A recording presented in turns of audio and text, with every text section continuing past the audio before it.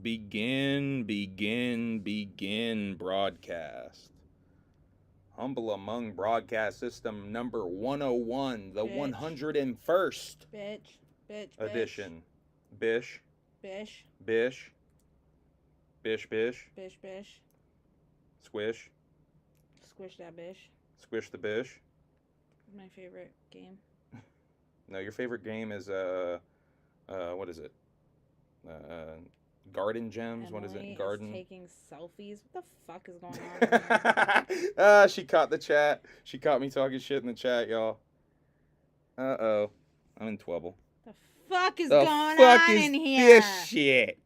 The fuck? The fuck is this shit? Huh. How's the stream? Pretty strong. You can't even see us yet. I don't know because it's on the fucking title screen. All right, so. I guess I'll switch it up to the. Hey, how's it going? Hey, how's it going?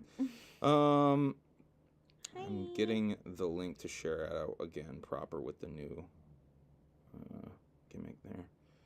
How is everybody doing? A little earlier stream tonight for the Humble Among broadcast system number 101. We wanted to go live a little earlier so we could maybe go a little bit longer, not feel as rushed as we usually are, and still have time to hang out and enjoy ourselves tonight. Not that we don't enjoy ourselves doing this, but, you know, this is a performance, if you will.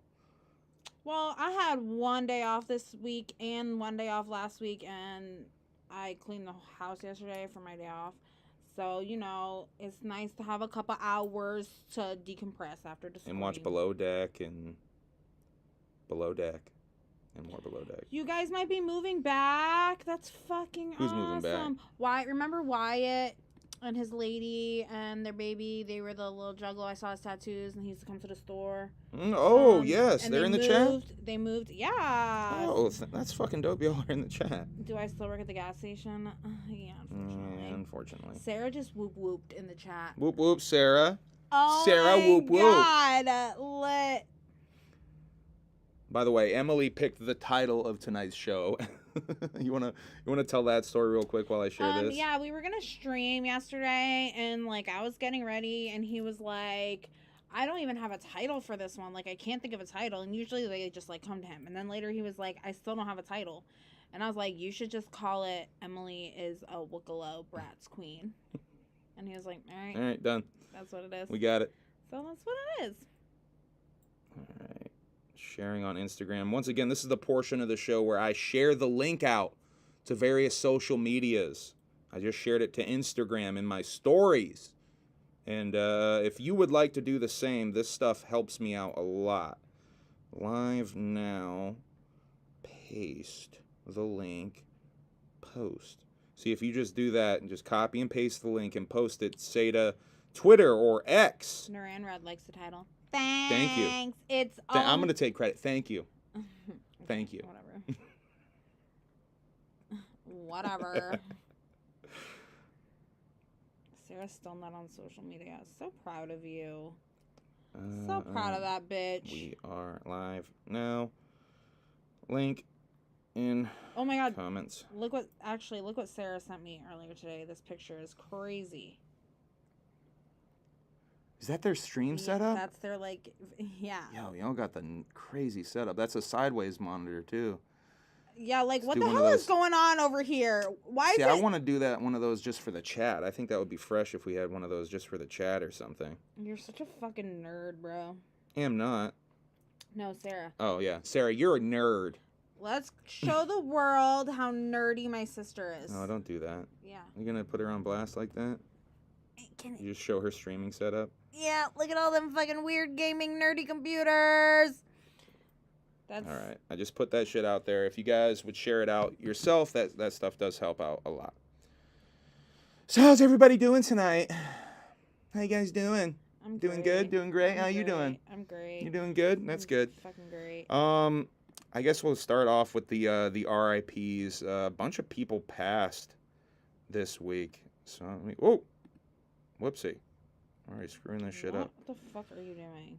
First of all, here's a non-human that passed this week. Yeah. We had to put down Tulip Cat this week.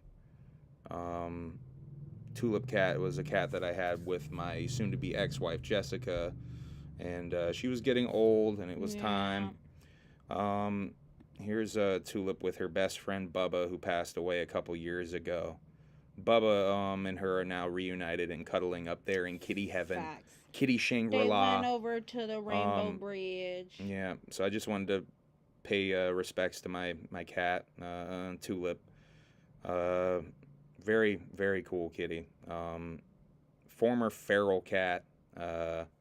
She kind of did her own thing. She was caught and released, then caught again. She had a little chip in her ear. Very hard to tame her. I made it my mission, while Tulip was my cat, to eventually hold her, because she was not a cat that liked to be held. Towards the end of her life, when she got weak enough to not fight back, I was able to finally hold her. But rest in peace to Tulip. That was a good girl. Yeah, that was really rough. LHRPG with the super chat. Hey guys, so unfortunately, Emilee among the Pirate Priestess was killed in the last game. Jesus Christ, your fucking character got killed off so fast. But don't worry, I have plans for her. Just can't go into detail because some of my players watch this show. That's so lit. Well, sounds like zombie Emilee among Pirate Priestess is coming soon. So fucking lit. That purely speculation, of course. I don't want to ruin your game, but it sounds like a zombie. Look at Sarah. Sarah's so excited too. Yeah, LHRPG has made a character, Emilee among. I'm a pirate priestess, bitch. Let's Right, show the world my drinks. Her giant Bert Kreischer-esque size fucking cup. I got this at $1. What do you got in that cup? What kind of weird drink combo you got in there? You want to tell us about your drink combo? It's Aussie lemonade monster, half of it, and then half sparkling grapefruit juice. And she's gonna. Yeah, I'm gonna try that too. It's fucking delish. That's probably my favorite Bert Kreischer Tom Segura clip ever. Is Bert with the Kool-Aid. Bert drinking the with Kool-Aid. The Kool-Aid, and like Tom is like losing it. Thanks, I literally did them tonight for the show. Thank you. I just fucking painted these bitches and put them on. The Wookalo Bratz queen herself. It's me. It's her. Once again, she titled. She came up with that title. That's the first one I've not titled. Yeah. I think that's the first one that I've not come up with the title. Do you think that everybody gets what a Wookalo is? You want to explain what is a Wookalo? Yeah. To the nice people before I do a couple more RIPs here. A wook is basically like, the easiest way to describe it is basically the juggalos of the EDM community. So like the Electric Daisy Carnival bitches look at wook girls like ew, and they think like we're gross and they don't really like us and they think that we're like nasty and do too many drugs or whatever. So we're basically just like juggalo EDM heads. So now I'm like in a juggalo world too. So it's a wookalo. You feel like to the EDM world, Wookalo, wooks. Wooks to the EDM world are like juggalos to the rap world. Correct. Right? I think that's what we've boiled it down to before. Yeah. Shouts out to Cheese House with the wook wook. Lit wook wook. Derp. All right, I gotta do a couple more RIPs because there's actual celebrities that died. Here's a couple of pro wrestlers that died this week. Yeah, dude. Within a couple of days of each other. So bizarre. EDM means electronic dance music. Yeah. I like dubstep and wubs and I like weird shit. I don't really know how to describe the music that it's like some of it's like pretty ethereal, vibey, fucking weird. I don't know. It's cool. Yeah, EDM. All right, I got to pay respects here. Let's pay our respects to Terry Funk, and Wyndham Rotunda, a.k.a. Bray Wyatt. Most people knew him as Bray Wyatt, or The Fiend, towards the end of his career. Unfortunately, way too young. Bray Wyatt taken way too young. Terry had a long, healthy career. You know what I mean? Retired several times, came back several times. You just saw Terry retire in that Beyond the Mat there. Terry's featured in one of his retirement matches. Wyndham Bray, though, only 36 years old, died of a heart attack. Really fucking class act, really creative mind for wrestling. By the way, this picture is from SmackDown last night. They had a nice little tribute. Bray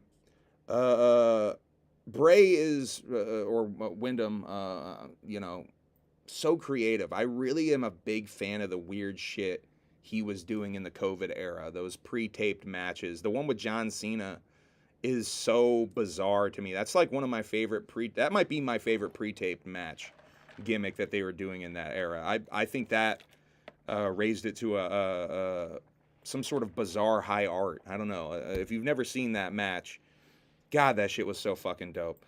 I think Bray was only just starting to scratch the surface of some of the stuff he wanted to do creatively in the wrestling ring, and it's really fucking unfortunate that he didn't get a chance to do more. A lot of people, they're also Luke Harper or Brody Lee, another member of the Wyatt family, passed away, I think 2 years now.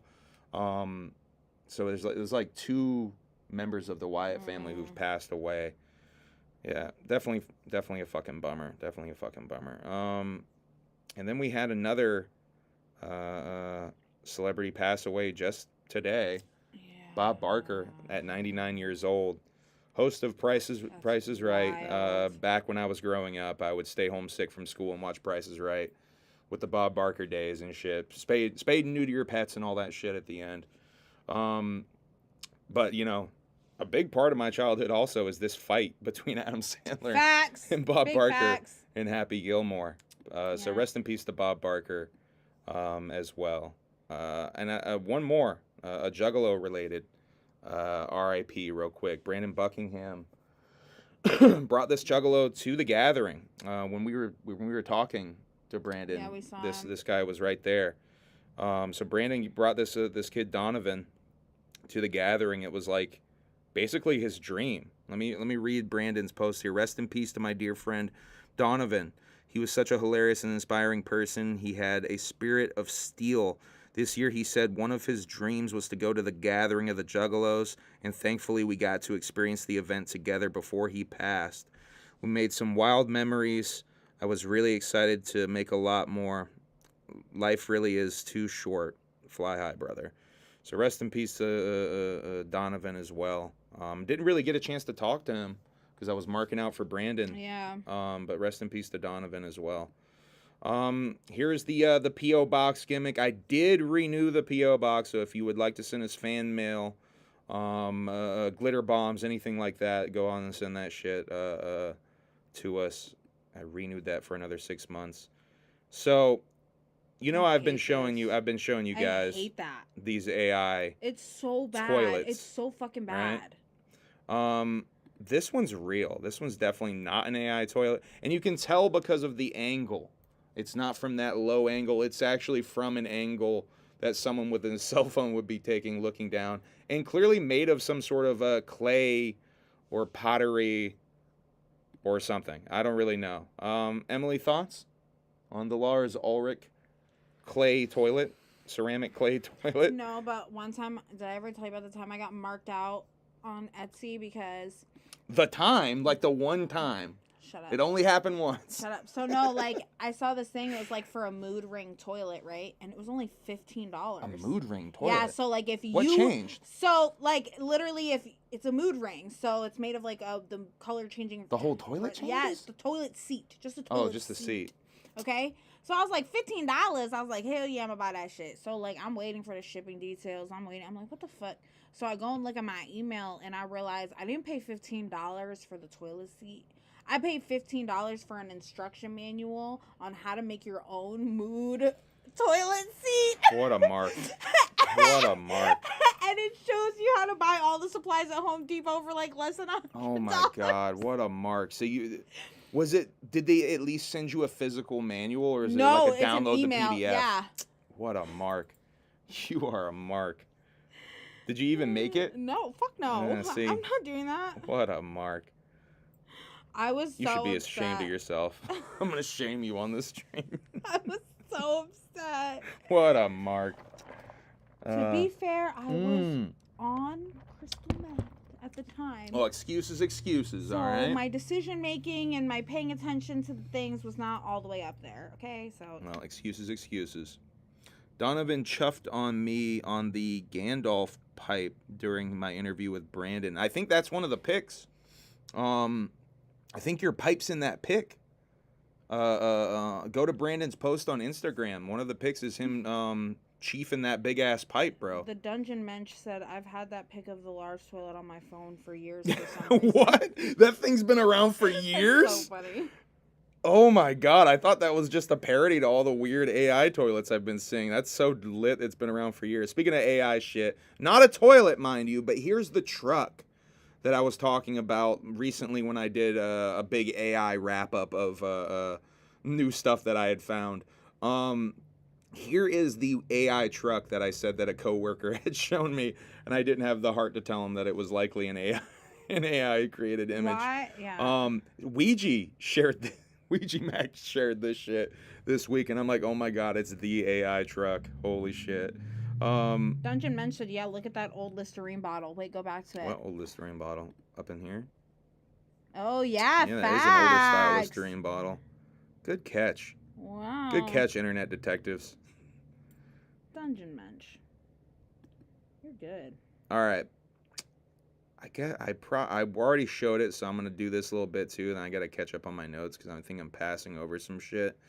But this is the first image from the Toxic Avenger remake. Peter Dinklage is in the Toxic Avenger remake, and this is the first image of that shit. Yeah, I'm like way far ahead. I'm so far ahead.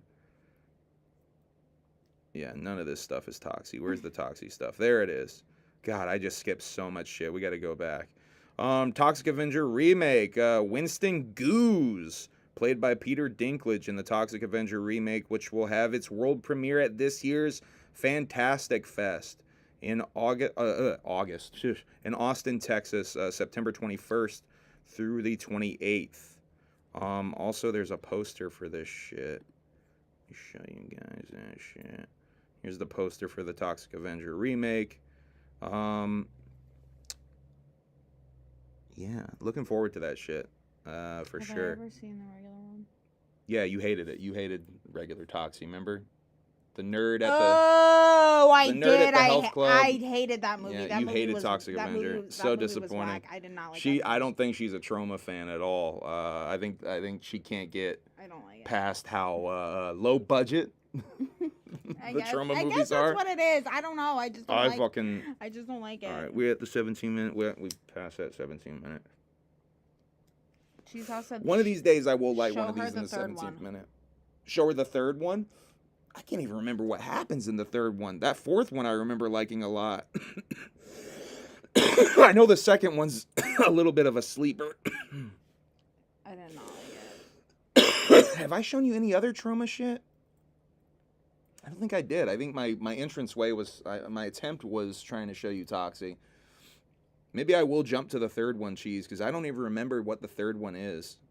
Speaking of Cheese, we got Cheese House in the place to be. I'm going to be talking about this a little bit later. Cheese House put together a whole fucking EP like in a week's time. Cheese was on Humble Among 100 talking about doing it. She and just did the banging dang them out. thing. She just banging them out. By the way, and so Cheese actually hit me up and invited me to appear on one of these songs, Good Girl 4. So go check that out on Cheese House's YouTube. She uploaded a whole file, just one long file as the EP, and I appear on that shit. Thank you, Cheese House, for inviting me to appear on that shit. That was a lot of fun to do that. Cheese also said, I don't know if this is revealing too much info. Can I say, Cheese, how you recorded it? I don't want to. If you don't want to reveal that, I won't say that. Can I say how you recorded it though? Because I thought that was so fascinating. Sure. So Cheese told me today that she recorded this shit on her phone with her kid's PlayStation mic and headphones. That's so fucking So I don't know. I always tell y'all that you don't need any fancy fucking equipment if you have a passion. Passion is what drives creative force the most. Let me tell you something. You will figure out a way to make art if you have even the simplest of tools. Like Cheese House made an EP this week with her phone and her kid's fucking video game mic. I know a lot of you out there have better shit than that. I mean, I'm not even trying to dig on Cheese. I'm sorry, Cheese, but I'm just saying, anything that you got around, you can make music with. If you got a fucking phone, you can make music on that shit. You don't even need a microphone. Your phone has a microphone, you know what I mean? You just need a pair of headphones and your phone, and you can make fucking art. Anyway, sorry. I just wanted to get on my bag real quick, because I thought that was so inspiring. That's true, though, because, like, I mean, like, this is, like, different, but it's the same. I went to a hair show one time. Let's get Cheese House a computer, though, is also what I wanted to say. I went to a hair show one time, and I was getting a class taught by this guy that nobody's going to know who he is, so I'm not going to bother saying his name. But basically, he said, like, I don't give a fuck if you have a $1,500 pair of shears or you're using fucking Crayola scissors and, like, you're in somebody's kitchen. Like, if you want to make something and you, like, know what you're doing and you're passionate about it, you can fucking figure that shit out. Big facts. Anyway, I got off on my little... Sorry, I'm getting lip gloss on the blunt. Nah, that's fine. Is it the plumping stuff? Mm-hmm. Okay, my lips are going to be nice and fat and juicy for me sucking on that straw later. Pause. For clippage. Is that good? Is that like expensive ass plumping lip gloss? Speaking of PlayStation, PlayStation Portable Handheld to be released later this year for $199. A PSP? Basically a PSP, but I guess it's like a tablet essentially that you from what I understand, you can't leave your house with it. Like the Wi-Fi isn't going to be strong enough and like out in the real world.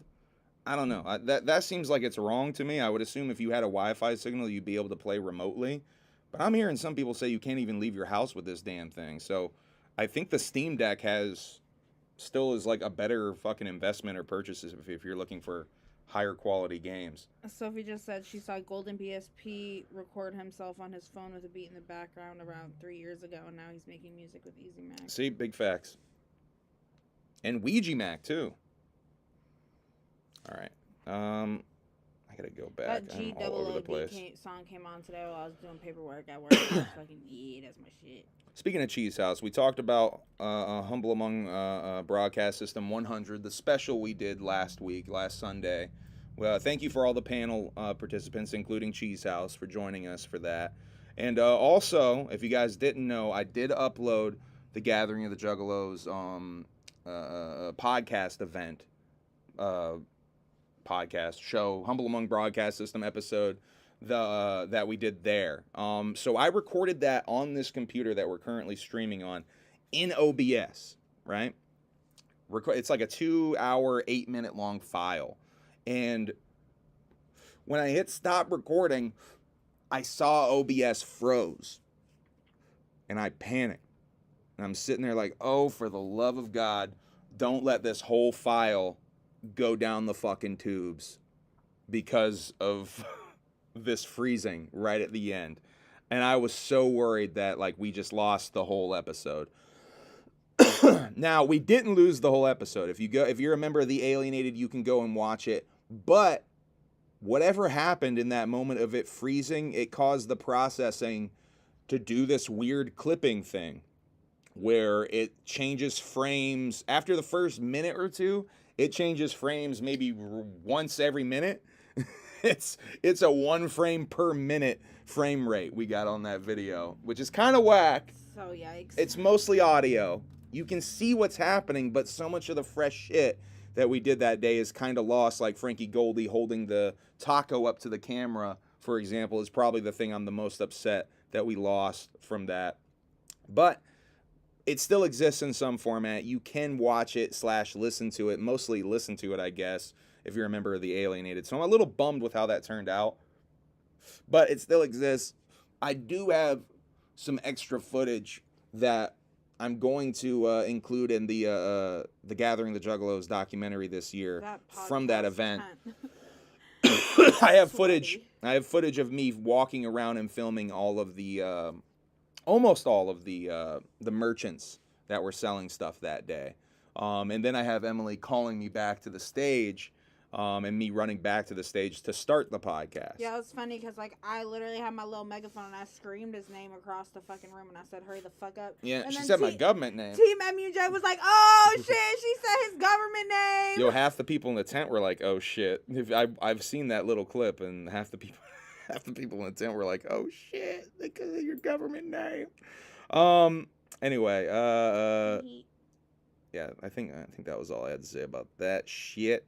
Take it. I have this news story about local shit that I wanted to talk about. Let's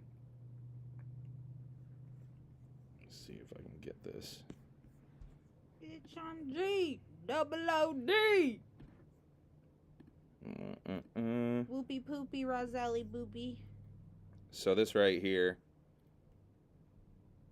The local auditorium, now this is like literally the town we live in, is too toxic for the kids to use. The level of toxic chemicals is so high in the Bellas Falls Union High School gymnasium and adjoining auditorium that neither can be used during the upcoming school year, Principal Kelly O'Ryan told the BFUHS board Tuesday night.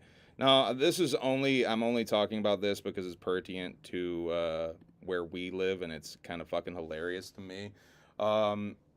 Really has no value or use to the Juggalodium, but I just thought that shit was so funny. That definitely is gonna hurt their school year. Let me tell you something. That's a sports heavy ass Just school. from living in this town, okay, I work with some of the high schoolers in this town, okay, and I serve their customers of my store, some of the high schoolers in this town. This high school is not doing a motherfucking thing for none of these damn kids, so I don't think it fucking matters whether the fucking auditorium or the gymnasium or whatever is working or not. The high school in this town's really bizarre. It's it was built in the 70s, and it has an open air concept that they had. Some hippies basically built it. And so the high school has no walls, to say. It's like it's like a factory. It feels like a factory in there because it's like an open floor. But because they realized the chaos of actually trying to conduct classes with, no soundproofing, say, they've basically built up dividers to make pseudo classrooms out of bookshelves and dividers. And wild. It's the most bizarre school system ever. It's not built for learning. I used to call it an ADD factory because it's like so many, because you'd be in, say you're in algebra, right? Behind you hear chemistry. And next to you hear biology, say, going on. Like, you just overhear the lessons and then over in the other way, you hear maybe they're watching a movie over there. So you hear, like, the fucking movie that's playing. I got these two kids that, like, work at my job that are in high school that go there. And, like, they were, like, explaining this concept to me. And I was, like so fascinated. And they were like, yeah, we don't have lockers. They were like, we don't have lockers. They have cubbies. Yeah, they have cubbies. That's right. Cubby system. I never even fucking used my cubby when I went to that school. So when I was in high school, I was a fucking young dope fiend. You know what I'm saying? If I went to a high school and there was cubbies, I would have robbed every motherfucker. And by the way, I had friends. that was their whole fucking high school experience, was basically going to school to rob these motherfucking cubbies. I knew a couple of kids that were basically running like black market fucking like sales of that would be me. Like TI, what is the Texas Instruments calculators and shit. Them like fucking $100 fucking calculators. Motherfucking those things were getting jacked out of those cubbies left and right. I mean, such a stupid system. Yeah, no doors, no nothing, just open cubbies like it's kindergarten. So whack. All right, anyway. I guess I'm going to talk about that little pink diss real quick because a meme was made about me involving it. I think we talked about it real quick on the last one too. Don't listen to that. Similar to the what's his fucking face? That Proud Boy douchebag. I'm not even going to say his name, that dissed Ouija. Don't listen to these fucking diss songs. Yeah. You only give them the plays and attention that they seek when you hit that play button, when you even talk about it. I shouldn't even be talking about it. Only reason I'm talking about this one is because I was made a meme out of it. So I just wanted to address that real quick and say, don't even fucking play that shit because it's so whack. I didn't even listen to the Playboy the Beast one. This one I fucking listened to because I was like, okay, am I being dissed in this? Why is a meme being made out of me? So I actually listened to this one. It's fucking horrible. Don't even waste your time giving it a curiosity listen. Go on YouTube and play fresh Juggalo content. Go give Juggy and Jane on YouTube a subscribe. They just dropped their first vlog, video. Their very first video. I know they've been teasing doing comedy videos. I thought they were doing a podcast too for a little bit now. So give Juggy and Jane on YouTube a subscribe. They just dropped their first shit today. Nick Bazaar over on Instagram is doing incredibly inventive vlogs of just shit that he does throughout his day. Go give that a fucking watch on Instagram. Don't give negative shit in the Juggalodium any attention. Go give my homie Wookalo a subscribe. Wookalo has been making a couple of songs the last few weeks. He's got a song called No More and another one called Devastation. That's not just your homie. That's your... My twin, I guess? No, My alternate dimension twin? No. We came up with... What are you? Oh, this family tree thing again. You're like... husband-in-laws? I don't remember.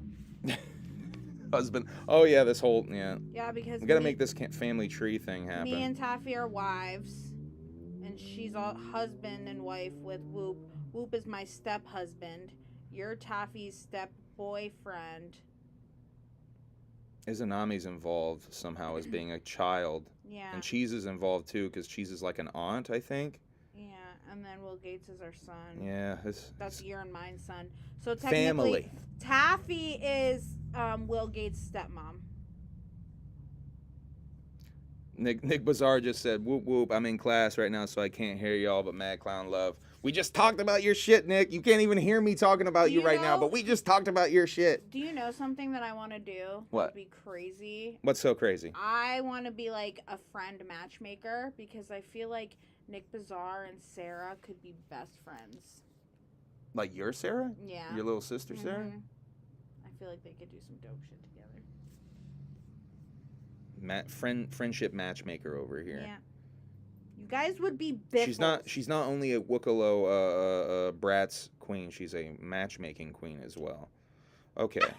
And queen of the gas station. Queen of the gas station. Do you want to talk about movies we watched in the past week or so? Let's do it. We forgot to talk about this. We watched this like a while ago now, back when we did the Pee-wee episode. And we forgot to talk about it. We did end up watching Pee-wee's Big Holiday. Yeah, which I had already seen. I think we forgot to watch or to talk about it. I don't think we ended up talking about it. We did not talk about it. I'd never seen that one. She had seen it. I think I had started to watch it and just was not feeling it at the time, like when it first came out. But one of my favorite comedians, Paul Rust. God damn it. Fucking A. Can you imagine if one of my favorite comedians is Paul Rudd? I mean, nothing on Paul Rudd, but can you imagine? One of my favorites. Favorite? I like, love he's him. The best? He's so fucking tight. Paul Rust, God damn it. And he was involved in writing the Pee-wee movie, and he like worked really close with Pee-wee, creating Big Holiday. I just wanted to say that's a great fucking movie, and if you're looking for some like Pee-wee nostalgia and you've never checked that out, go watch that shit on Netflix. It's so fucking good. I showed Emilee The Prestige on some Chris Nolan shit. I've been wanting to show her that for a minute. That shit's not on streaming anywhere unless you're trying to rent it, so I ended up copping the Blu-ray of that. And then I also showed Emilee, which by the way, The Prestige is really dope. Any thoughts on the magic trick that is the film Prestige? I want to watch it a second time. Yeah, it's definitely one of those movies that almost demands a second watching. A second time. By the way, I caught so much weird little shit. I've seen that movie like a half a dozen times, maybe more, and I still caught some little shit that I've never caught before watching it this time. But I feel like I'm pretty good at picking up on shit in the movies. And I picked up on like a lot of stuff in there. Yeah, you picked up on one thing that was like a pretty big one that a lot of people don't catch. And, no spoilers. I'm not going to spoil any shit here. But still, at the end of it, it's still. There's still one of them that you didn't get all the way. You were so close, too. Yeah. You were, like, so close to getting it. And I didn't want to reveal it because I'm like, oh, you're close. You're close. But it was fucking Without spoiling it. Check out The Prestige, though, if you get a chance. Did watch the Spun flick? Yeah, we talked about Spun a few weeks back. We did. It was really, really good. I really, really loved it. I love Brittany Murphy a lot, like a lot. And I relate to her in this movie a lot, like her whole situation. And it was really good. And then at the end of the movie, when she left, I cried like a baby. For like 20 minutes after the movie was over, too. Let me see. I can look up real quick. Like straight up. Humble Among 98. We talked about Spun. If you want to go, find us talking about Spun. Humble Among Broadcast System 98. We talked about that shit. Yeah. Shouts out to Paul Pudd, Raul Pudd. Shouts out to Raul Pudd. Raul Pudd. There's a. There's accent mark over the an U. umlaut or whatever the fuck that shit's. Did I get that right? Or is that the Motley Crue ones? Is the umlaut or whatever? I don't fucking know. Who fucking knows? Do you know? I don't know. All right, now I want to have a segment. This might be a reoccurring segment. I'm gonna try it out this time. We watched the movie Close Encounters of the Third Kind, and it baffled Emilee. It straight up baffled her. Emilee, I would like you now for the audience to describe the movie Close Encounters of the Third Kind. I don't know. I mean, I do. What happened though? Like, okay, so from this, just real quick, like in 2 minutes, describe the movie. So fucking stupid. I don't like it. I don't understand it. It was like they saw UFO and they were like, okay, so like they're fucking playing the fucking Casio keyboard at each other, and then that's how they figured out where they were going, to the fucking mashed potato mountain, and then they fucking had dueling pianos, and then he left, and then it was I don't know. What did you think of the aliens? They were fucking creepy. I don't like that movie. I don't understand it. It baffled me. I don't like it. You didn't get like the pilots that were like coming off the ship were the ones from like earlier in the movie? I don't know. I don't know, but the aliens made them dumb. I don't know. It was so weird. Everyone was like watching this fucking boop, boop, boop, boop, and they're just like this. I'm like, okay. I don't get. It's a no for me. 0 out of 10. And so you never have seen that movie, obviously. No. I can't. Have we seen E.T.? Have you seen E.T. before? I've seen E.T. Yeah, obviously, you've seen E.T. Do you like E.T.? Yeah, I think it's cute. Okay. I think it's cute. That movie was so stupid, though. I hated it. It literally offended me. I was like, what is the point? I don't understand, okay? They're just saying hi. I don't get it. The whole fucking movie, they closed off the roads. They went to fucking Mashed Potato Mountain, and they're just fucking waiting for the fucking spaceships to come so they can fucking boop at each other and then fucking leave. I mean, they didn't get anything accomplished. They didn't do any research. They didn't fucking get pieces to, like, I mean, it was so dumb. It was stupid. So what would you rate it? 0. She really hated it. I was shocked how much she hated it. We've also been watching a lot of Below Deck, the reality show Below Deck. Not stupid at all. Totally not stupid. Really fucking great. Which, once again, if you guys don't know why the fuck I'm watching Below Deck, it's because of this bitch right here. She's obsessed with these reality shows. She loves the housewives, all of that shit. And she's been telling me that I should watch Below Deck, that she thinks I'd like Below Deck. And I wasn't really down to watch the shit until I watched the movie Triangle of Sadness. And after watching Triangle of Sadness and Emilee being like the whole time, this is motherfucking Below Deck. This is basically Below Deck. These rich people do this on Below Deck. I'm like, no way. So after watching that movie, I was a lot more open to watching Below Deck, and I basically fell down the fucking rabbit hole sitting there and watching the Down Under one with you, and we ended up marathoning that shit. And now I'm watching Below Deck proper. Now we're like going all the way back to the beginning. In the last week or so, we've done seasons 2, 3, and we are now on season 4 of Below Deck. I'm likely going to watch more Below Deck after we're Eventually, done we're gonna tonight. get to some seasons that I've never even seen. Yeah. Because I haven't had cable for like so long. So there's like later Below Deck seasons that yeah, you've not and seen. like I've been there's spin-offs. Ooh, there's so much Below Deck content. Yeah, there really, really is. I'm obsessed with all things Bravo. I just fucking love Bravo so fucking much. I'm obsessed with the show because of the rich people, though. It's the weird demands, I don't know. It's just, it's fucking interesting as shit. The most down-to-earth, cool charter on the whole entire show we've seen so far is a Real Housewife. Yeah. They ended up crying. They were so happy when they left, and they left a really, really fucking good tip. They, like, were cool. They didn't have too many demands. I mean, like, the fucking people on the fucking one we watched last night. Look at that small boat. Do you guys want to borrow some money? Those are the worst. Those people were the worst. Anyway, we're not going to talk too much more about Below Deck. It's like, what the fuck, Below Deck. It's like the Taylor Swift content all over again. Yeah. Don't make me start talking about Vanderpump. I think we actually might have more support on the Vanderpump shit. Who knows? I want to talk about the Johnny Depp versus Amber Heard documentary on Netflix. Not really digging that because of the editing style. I was really taken out of it. If you haven't seen it, they edit it with a bunch of, I guess, influencers. You said you knew who one of them was. I was almost to the point where, like, are these even real fucking YouTubers? So this shit looks fucking fake. Or not, oh my God, what's her name? Something Baker. Emilee Baker. Wow. Yeah, she's a real one, so though, right? Emilee D. Baker, Peter Mon actually got me onto her. She basically is a lawyer that I think she's still practicing. Actually, no, she's not practicing anymore. But she does has a YouTube channel basically breaking down the legal stuff of influencers and celebrities. What? Someone said when you both debate, it gets me laughing historically. But basically, I think it means hysterically. She breaks down the legal stuff. So she did the whole entire Amber Heard Johnny Depp case.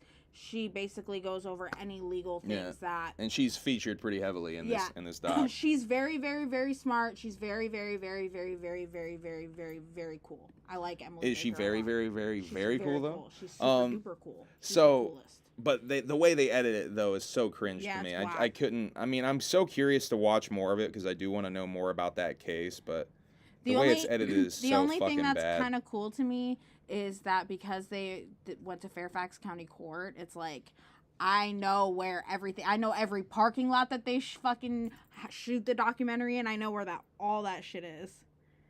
I have not seen either of those movies. Have y'all seen U-Turn with Sean Penn or Thursday with Thomas Jane? If not, check them both. Both are dope as fuck. Thank you, Slaughterhouse. I will check that out. Whoopie Conda. U-Turn We were sounds just familiar. talking about you. Whoop, we were talking about your music on here a little bit earlier. Go check that out. Oh, thank you guys. Oh. Thank you guys. Y'all are too sweet. Love you guys. All right, let's keep going into some Juggalo shit now. I got a couple of Juggalo things I think in the stack here. Oh wait, this is pseudo Juggalo related. I got to do a few other things before we get to Juggalo stuff. Kid Rock was seen out and about with a Bud Light can. Dun, dun, dun. This is after he famously shot up a bunch of cases of Bud Light for a viral video in reaction to what Dylan Mulvaney is that the person's name who was on the Bud Light can? I don't remember. The trans individual who was on the Bud Light cans that all these rednecks freaked out about. And like, I'm never buying Bud Light again. Well, goddamn, a real moment this motherfucker's drinking Bud Light again. It's so fucking cringe, man. JPC member for 13 months. Oh, shouts out to JPC, leading the pack with the Alienated 13-month membership. We're over a year of Alienated, by the way. That shit's so fresh. Yeah, shouts out to Kid Rock, though, being a hypocrite, as per usual.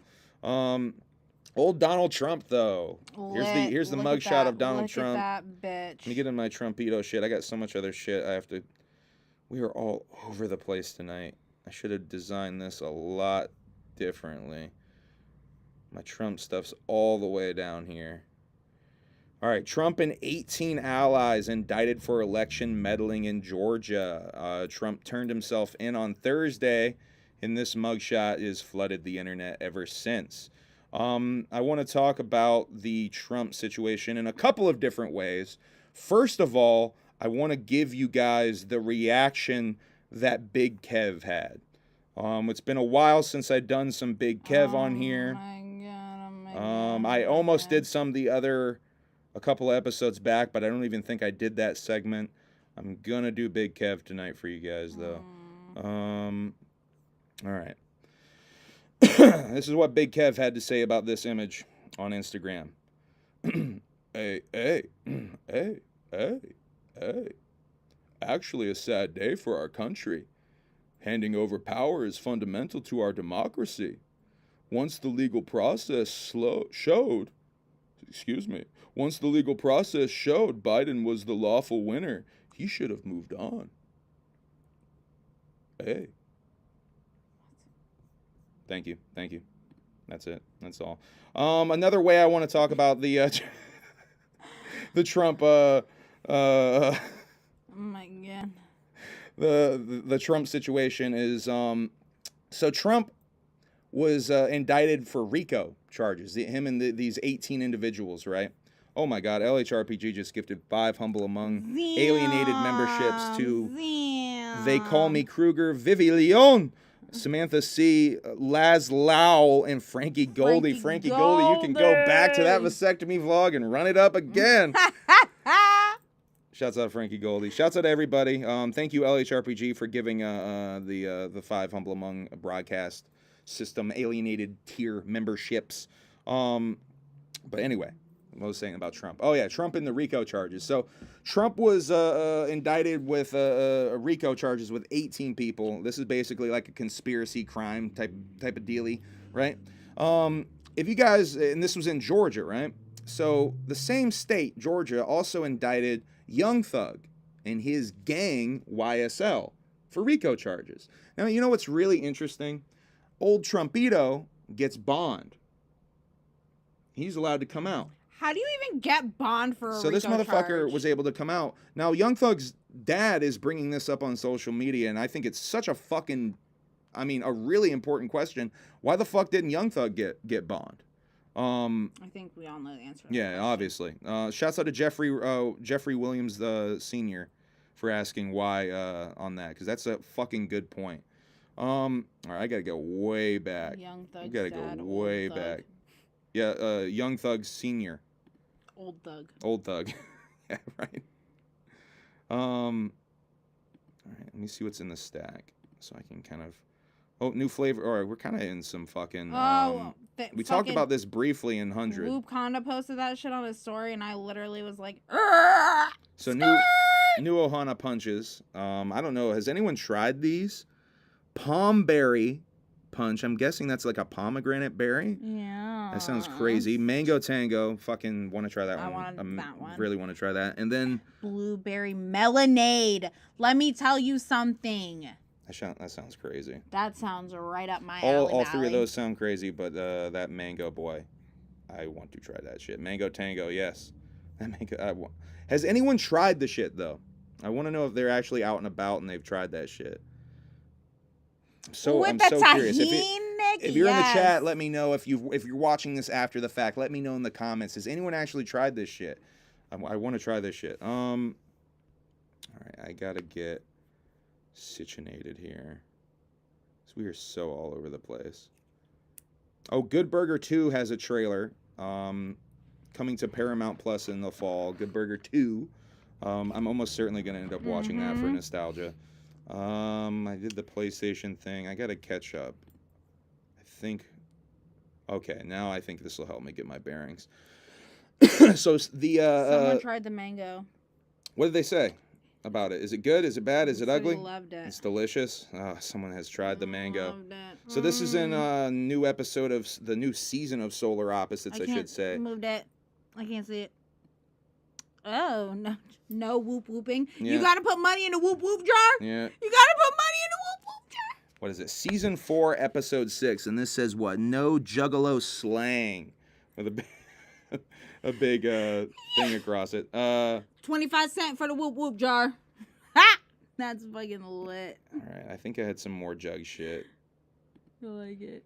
Oh yeah, this is what I have for y'all. So talked about this a few times. This movie this Juggalo-themed movie, Off Ramp, that was filmed some time ago now. This shit was like, I think filmed like almost 2 years ago now or something. And small pickups here and there since. But Off Ramp is finally having a premiere at New Orleans Film Festival, November 2nd through 12th. I cannot wait to share this film with the world. I'm assuming that's the director talking about it. Here's a couple of images from that film shared on this post, though. I'm going to show with you guys. Not torching the axe with the fucking braids. Get! This is lit. Oh my god. See a couple of images from that movie, though. Once again, this is Off Ramp, and we'll be at the New Orleans Film Festival in November. Oh god. All right. Shouts out to Cheese House. We're going to talk about this when I get to the music section of my notes. I got a whole bunch of shit. Go check out Good Girl over on Cheese House YouTube.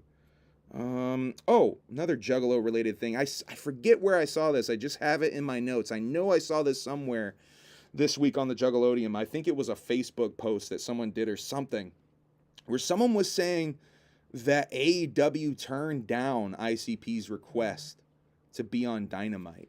I can't remember where the fuck I saw this, because I don't have it in my notes where I saw this, but I do remember seeing that this week. Weird. Also, I have Joker Sting is on AEW, and what the fuck is going on with AEW that they're letting Joker Sting be a thing again? If you guys don't know, Joker Sting is like one of the more infamously bad things that they did on TNA or Impact era shit. Basically, don't even get into it. Uh-oh. That was the original idea for TNA wrestling. They literally wanted to call it tits and ass wrestling. Oh, that's awkward. Yeah. So what's it now? They've rebranded. It's Total Nonstop Impact, or Total Nonstop Action is what they rebranded. But then they rebranded again to Impact Wrestling. Ooh, Papa Hoop hooping at me. Hoop, hoop, hoop, hoop, hoop. Okay. Hoopity hoop hoop. Hoppity hoop, hoop hop hop. Speaking of wrestling-related content, though, I think I showed you this in the kitchen when we were in there the other day. This Wrestlers documentary that's coming to Netflix. Mm-hmm. We saw a trailer for it, didn't we? Yeah, that's what I was watching. There's a trailer up for it now. I thought this shit was already out, but coming out September 13th. A documentary about Ohio Valley Wrestling, the old minor leagues, I guess you could say. The what do they call it? Feeder territory for the WWE. Basically, they sent John Cena down there to work him out. They sent like Batista down there to work him out. It was basically NXT before NXT in a lot of ways. A lot of wrestlers were, Randy Orton, I think, even came through that system. So Ohio Valley Wrestling is still a thing in 2023, and this is a documentary about Al Snow running Ohio Valley Wrestling. Looks super fucking interesting. Almost certainly with a documentary like this, you will see probably a couple of stars early in their career in this documentary. Almost certainly, it feels like. So I'm really excited to watch that. Someone at work told me about that too, by the way. Johnny Hardwick, the voice of Dale Gribble on King of the Hill, did record for a few episodes of the King of the Hill revival show before he passed. So there will be at least a few episodes with Johnny Hardwick as Dale Gribble in the new revamped King of the Hill there. I don't know when that is dropping. I didn't get that for my notes here. Shouts out to Darby O'Trill for recommending the King Cobra JFS documentary, Empire of Dirt, done by your favorite son on YouTube. That shit is fucking fascinating and maybe the best King Cobra documentary so far.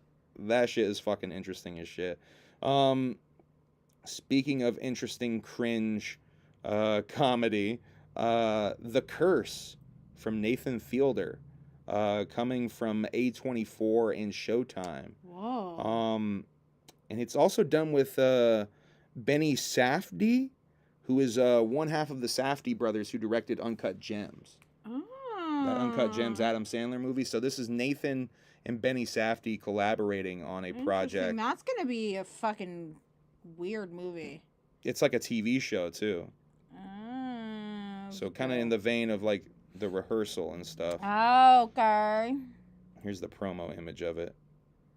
So basically, it's a parody of a house flip reality show where they're in Mexico. Oh, fuck yeah. They're in Mexico and they're trying to flip a house. And they uncover a curse. Mystic just said every time Humble says King Cobra, Emilee rolls her eyes. Oh, yeah, she hates this motherfucker. She hates King Cobra, Mystic. Oh, You have no idea. I can't watch that content around her. She will get mad. She would straight up get mad at me if she hears that voice coming out of my phone or something. It's like she will get mad. It's annoying. Yeah, I can't watch King Cobra shit around her. She's LHRPG member for 3 months of the Alienated. How about pink shirts of the alien with M's hair? You know, there has been some talk of Emilee merch, and I do have an idea for Emilee merch design that would kind of go into tonight's episode.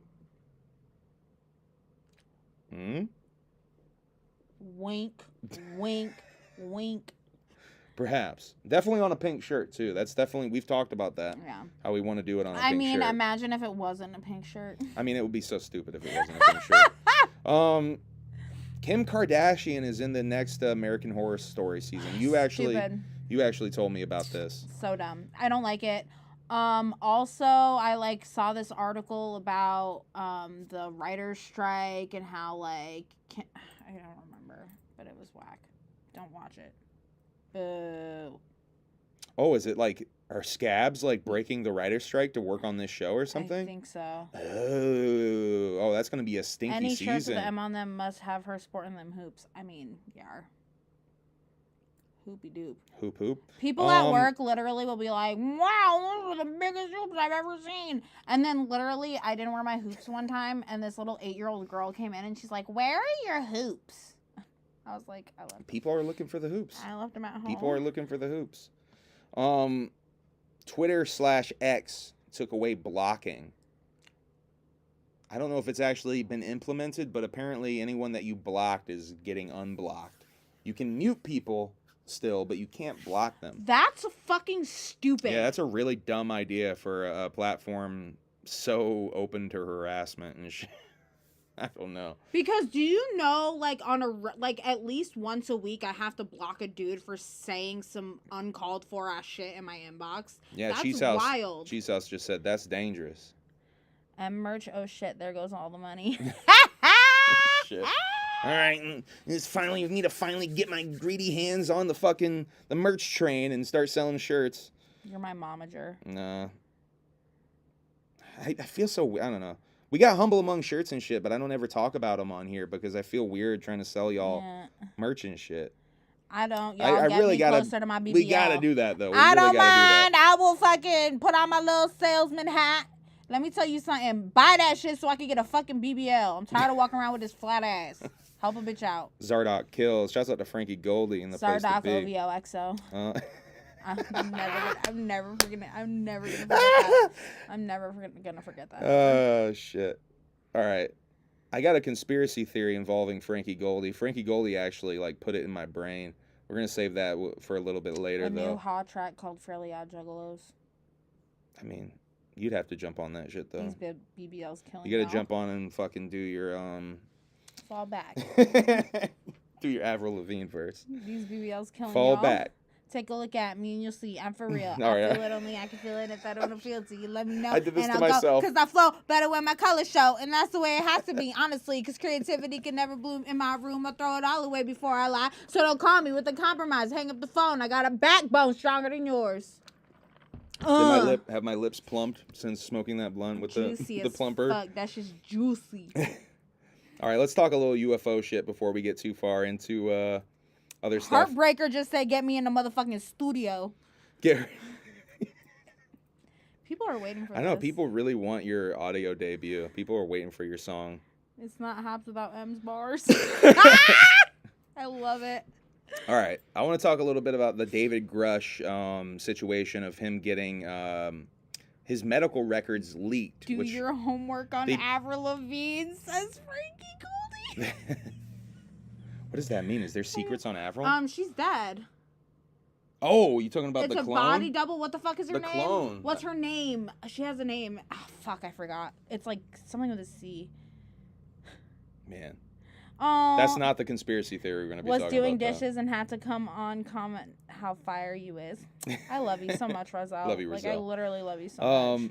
All right, let's talk about David Grush, though. And his medical records got leaked, by the way, by a news organization called The Intercept. Now, what's weird about this is David Grush is a whistleblower, and The Intercept is a news organization really created out of protecting whistleblowers. It came out of the whole Edward Snowden thing, and so this thing is this thing is so bizarre because not only are they very openly talking about a dude's like sensitive medical history, which by the way he has PTSD because a friend of his from his army days killed himself on the phone with him, or got off the phone and killed himself. So he has some PTSD from that. Had a little bit of a drinking problem, had a couple of incidents with the police where his wife said that he was suicidal and they locked him up for 24 hours, which police can do that if you say that you're suicidal or you threaten to kill yourself or off yourself. I think I just lost monetization by using those words, kill yourself and suicide. Unalive. To unalive yourself. Wait a second. Okay. Juggalo Professor just said M and Lardy B. That would be wow. Who gonna set up that collab? Holy shit. Who gonna make me friends with that bitch? Make me friends with I want to be her friend. Who's I feel like make me friends with that bitch? I feel like me and her could be friends. I feel like we really could. Oh, that sentence Catch killed me and Lardy B at the Golden Corral, baby. Twerking under the chocolate fountain. Oh, not a chocolate fountain. Those are a pain in the ass. Yeah, Roselle, fucking hit a bitch up. Okay. I love you, Woody Woo. Tell Woody Woo you love him. He's here. Tell him you love him. Basically, this is love you, Woody Woo. I'm trying to get my bearings again. All right, sorry. Keep going. Your job is increasingly just to distract me from doing the show. Woody said I'm juggality. A little bit. Okay. So this is basically a smear campaign done to discredit this dude, to make you think that he's crazy. So you can't believe anything he's saying. That's definitely what this is. And it's also a warning shot to other whistleblowers like, yo, we will do this to you. We will make you look crazy. It's just wild to see that happening and it all going down that way. George Knapp called it a slime job recently on an episode of the Weaponized podcast a whole bunch of times. And Jeremy Corbell very passionately broke down how they met Dave Grush. And apparently some of the news organizations are talking about a Star Trek convention. And Jeremy is like really concerned about this Star Trek convention aspect of it. Like, and even that is used as a way to like discredit like the whole scenario. Like they couldn't have met at a Star Trek convention. It's like you can't be nerdy and still like have this be reality. Like, you know what I mean? It's so weird. It's so weird. That this is the whole like muddying of the water thing that like goes into all of this situation. It's so crazy to me how many layers of the muddy water there is at this point. That the Golden Corral chocolate fountain started the COVID pandemic. Yeah. That's the real wet market. Listen, the Golden Corral. Listen. Oh shit. I have definitely stuck some things under the Golden Corral chocolate fountain. What things? You know, the little cheesecake pieces, little pound cakes. Lardy M-demic. Love it. Love it. Let's see. Bitch, I'm G. Double O-D. But yeah, Jeremy Corbell definitely concerned he's going to be labeled a Trekkie, is what I wanted to say, the sentence I wanted to say. But yeah, I think I got most of the stuff out about David Grush and how weird that. It's just interesting to me that a news organization allegedly that exists to protect whistleblowers is doing the exact opposite. The Muddy Waters are the Golden Corral chocolate. Yeah, those are the muddy waters. Facts. How muddy those waters. That's fucking lit. That is so fucking lit. Oh, fuck. I'm so lit. Oh, I love you, Frankie Goldie. That's fucking killer shit. Fucking lit. Oh, man. I have some more stuff about Jeremy Corbell and this, like, news anchor lady where he got into, like, a weird tiff with her and attacked her online. And then she invited him back to get his gimmick off, which I understand why Jeremy was pissed, because they did the whole thing that they do on these news channels. They're gonna make a tinfoil hat reference. They're gonna play the X-Files music. Yeah. That's literally the hack thing that they do to let you know, the public watching, this is cuckoo. You can't possibly believe this. Yeah. They have to do that. But you know, he called this lady out, and I'll give her credit. She did like allow him to go back on, and do his gimmick for like 8 minutes, and took it a little bit more seriously. But I just think it's funny how desperate Jeremy Corbell can be in different ways. Apparently the author of that smear piece admitted, though, that he does think that David is telling the truth. Like, even the guy that wrote the article about the PTSD and all of this, I think it's worth mentioning, even he thinks dude's telling the truth about all of this. Ryan Graves, who is another one of the whistleblowers, said that he's going to start sharing recordings from pilots. Obviously stuff that's already declassified, because that's the other really funny thing about all of this. And I've been talking about this since the beginning with David Grush. Everything with David Grush has been allowed. Like, he released his like official paperwork from DOD, like being like, here, you're free to talk about those things that you want to talk about. You're free to blow the whistle on those things. So like, what's really going on with this? It's like so weird that he had to ask for approval to blow the whistle. Like, I don't know. It's so performative and strange to me. Also in UFO-related news, Tom DeLonge from Blink-182 has been on a little bit of a Twitter rampage with the UFO stuff. He's been tweeting some really interesting, subtle, dark things about what the reality of these things. Some of them hinting at that there's a giant burden to be held with the real truth of this knowledge, almost hinting that he knows this burden. And I was talking to you about the story of Jimmy Carter when he apparently got read into the UFO program when he became president, that he cried. There's a story that they told Jimmy the truth about UFOs and the alien reality, and that Jimmy cried because he's a deeply religious man. So Tom is saying that there's a dark secret or a burden connected with this, and he goes on to insinuate that aliens can steal souls and possibly possess humans. Possess the human form, if you will. So that's possession. Like so that goes into the whole idea of like, are these things actually demons? So like, which is a notion that I reject. So I can't believe that they're demons. Not shape-shifting, but like literally putting themselves inside someone. Inside the body of another person and controlling it. That's that seems to be what he's hinting at. I don't know. Bam Margera was in court this week. Before we get to Bam, actually we'll do the Bam thing and then I'll go back. Bam Margera was in court this week in Pennsylvania, and he was required to wear an ankle monitoring bracelet, basically alcohol monitoring bracelet. It gets it out of it's like senses your sweat. Yeah, and it's really sensitive too. Like apparently, like if you have like hand sanitizer, it can maybe sense that. Like, and no like Listerine or anything like that. Like it'll go off. No, not even non-alcoholic beer. Apparently, he can't even do that. And he's also forced to attend AA meetings. That surprise witness was seen at court with him with his new side piece. Bam's got this new girlfriend that's appearing in a lot of the public pictures. No one really knows anything about her or her name or anything. As a female, what kind of person you gotta be to be like, okay, this man don't take care of his kid. Okay, he's mean as shit to his parents and to other women. Ape was there and allegedly Bam hugged her though. And he's going through all this bullshit and he's saying dumb shit. Who is that bitch that's like, yeah, I'll give him a shot?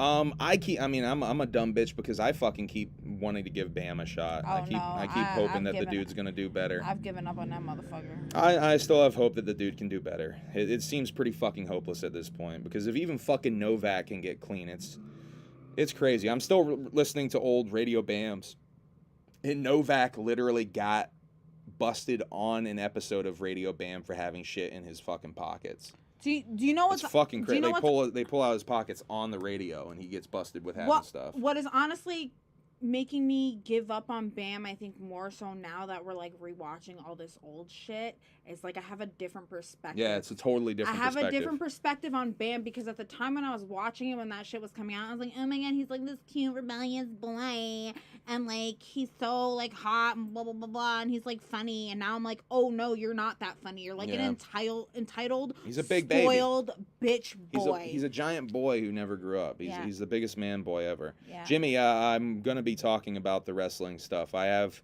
2 Violent J Wrestling podcast appearances that I'm going to break down tonight and talk about the card. Violent J is involved with the card tonight, and we're going to talk about that stuff a little bit later. I got that further down the list. But yeah, that's all with the BAM stuff. Ebro says that major labels. Radio personality Ebro says that major labels are not looking for rappers anymore to sign. They're actively looking for Latin and African artists to sign. Related news, it has been a full year since a rap song has been #1 on Billboard. Wow. Just want to point that stuff out. Now we're into the Trumpito stuff.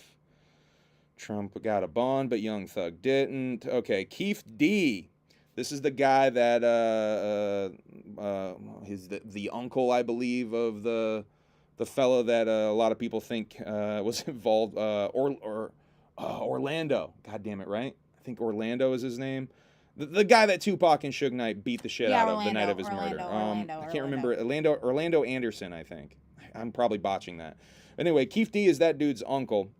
And we've been talking in the last few episodes about how he got his house raided. They found some bullets that they think were maybe connected to Tupac's murder. Seems like they likely were, and that they have enough evidence to get this guy. The DA seems confident they have enough to convict this guy for at least an accessory into Tupac's murder. Also, allegedly, this guy was like maybe selling some shit online or something. I think I saw. Anyway. Let's see. Gunplay, the rapper Gunplay, was arrested for allegedly pointing a rifle at his girl, his baby mama, who was holding their baby. Oof. Trash. Ooh, that's fucking gross. Trash. Blueface got stabbed at his gym. Uh-oh. What's up? Cut my life into pieces. Oh, man. This is my last resort. Thank you for being a member. Suffocation. For 11 no months. Breathing. Don't give a But fuck no if thank I you come for out this. bleeding. Okay, I'm done. Right. This is my last resort. Okay, I'm done. Okay. Cut my life into pieces. She's so not Suffocation. Done. No breathing. Don't give a fuck if I got my arm bleeding. Do you really care if I die bleeding? Would it be wrong? Would it be right? Speaking of Papa Roach, and it's talking about Bam Margera. They talk about doing coke with that guy on Radio Bam. Mission allegedly. Nami said mission accomplished. Mission. Danny Brown had Atmosphere, Slug, and motherfucking Ant on his podcast. I've got to see that. I'm kind of behind with my Danny Brown podcast listening order there. Let's see. NASCAR Aloe has a new song called MSK 1300. Just did the do part with M. This universe is amazing. That's fucking lit. Now we're into the music stuff. Speaking of Cheese House, we're into the music stuff. So let's talk about Cheese House's Good Girl. Go to Cheese House's YouTube. I am featured on Good Girl 4. Now, Cheese House, I think, was it like 2 weeks you did this whole project? Really fucking dope little project. Shouts out to Cheese House. She's the fucking shit. I think it was like 2 weeks Cheese did this whole project. Anyway, I'll wait for Cheese to answer that, and we'll talk about some more music stuff. No, 7 days, a whole week. Did the whole project in a week. That's so fresh. Asknikko's Weedkiller album is out. Now, I've seen Asknikko talking about this album as her debut. This is like her fucking third or fourth project. So it's weird to me, like, when I guess those are now mixtapes. Those were all mixtapes or whatever. Yeah. But she's calling this her debut. We listened to this today while we were getting Yeah. ready. I fucking love this. I think so it was good. really Yeah, good. it's really good. I'm a huge fucking fan of this girl. I think she's so fucking killer. I think she would murder at the Gathering. I was literally She would thinking murder. that while we were listening to it. God, she would murder at the Gathering. Because, like, do you know, like, I think I've called for her every year on for some like the real last shit, 2 years or something. sitting on the 3 couch years? I don't know. with my pink Come on, bong, listening to Asknikko, doing my fucking That's a nails. vibe. I'm like, damn, like, I am that bitch. She's fucking awesome, man. I am that bitch. Yeah, check this out. This is really fucking dope. Basket Case by Bones. We also listened to that today. Fucking ill. Really fucking dope. So new good. new full Bones So project. fucking good. It's so fucking good. Go check that shit out. A lot of new music came out that I'm going to talk about here. Cemetery announced he has a new EP coming out in September. This isn't out yet, but I wanted to give that some love. Fat Nick has an album out we haven't listened to because it's pop punk.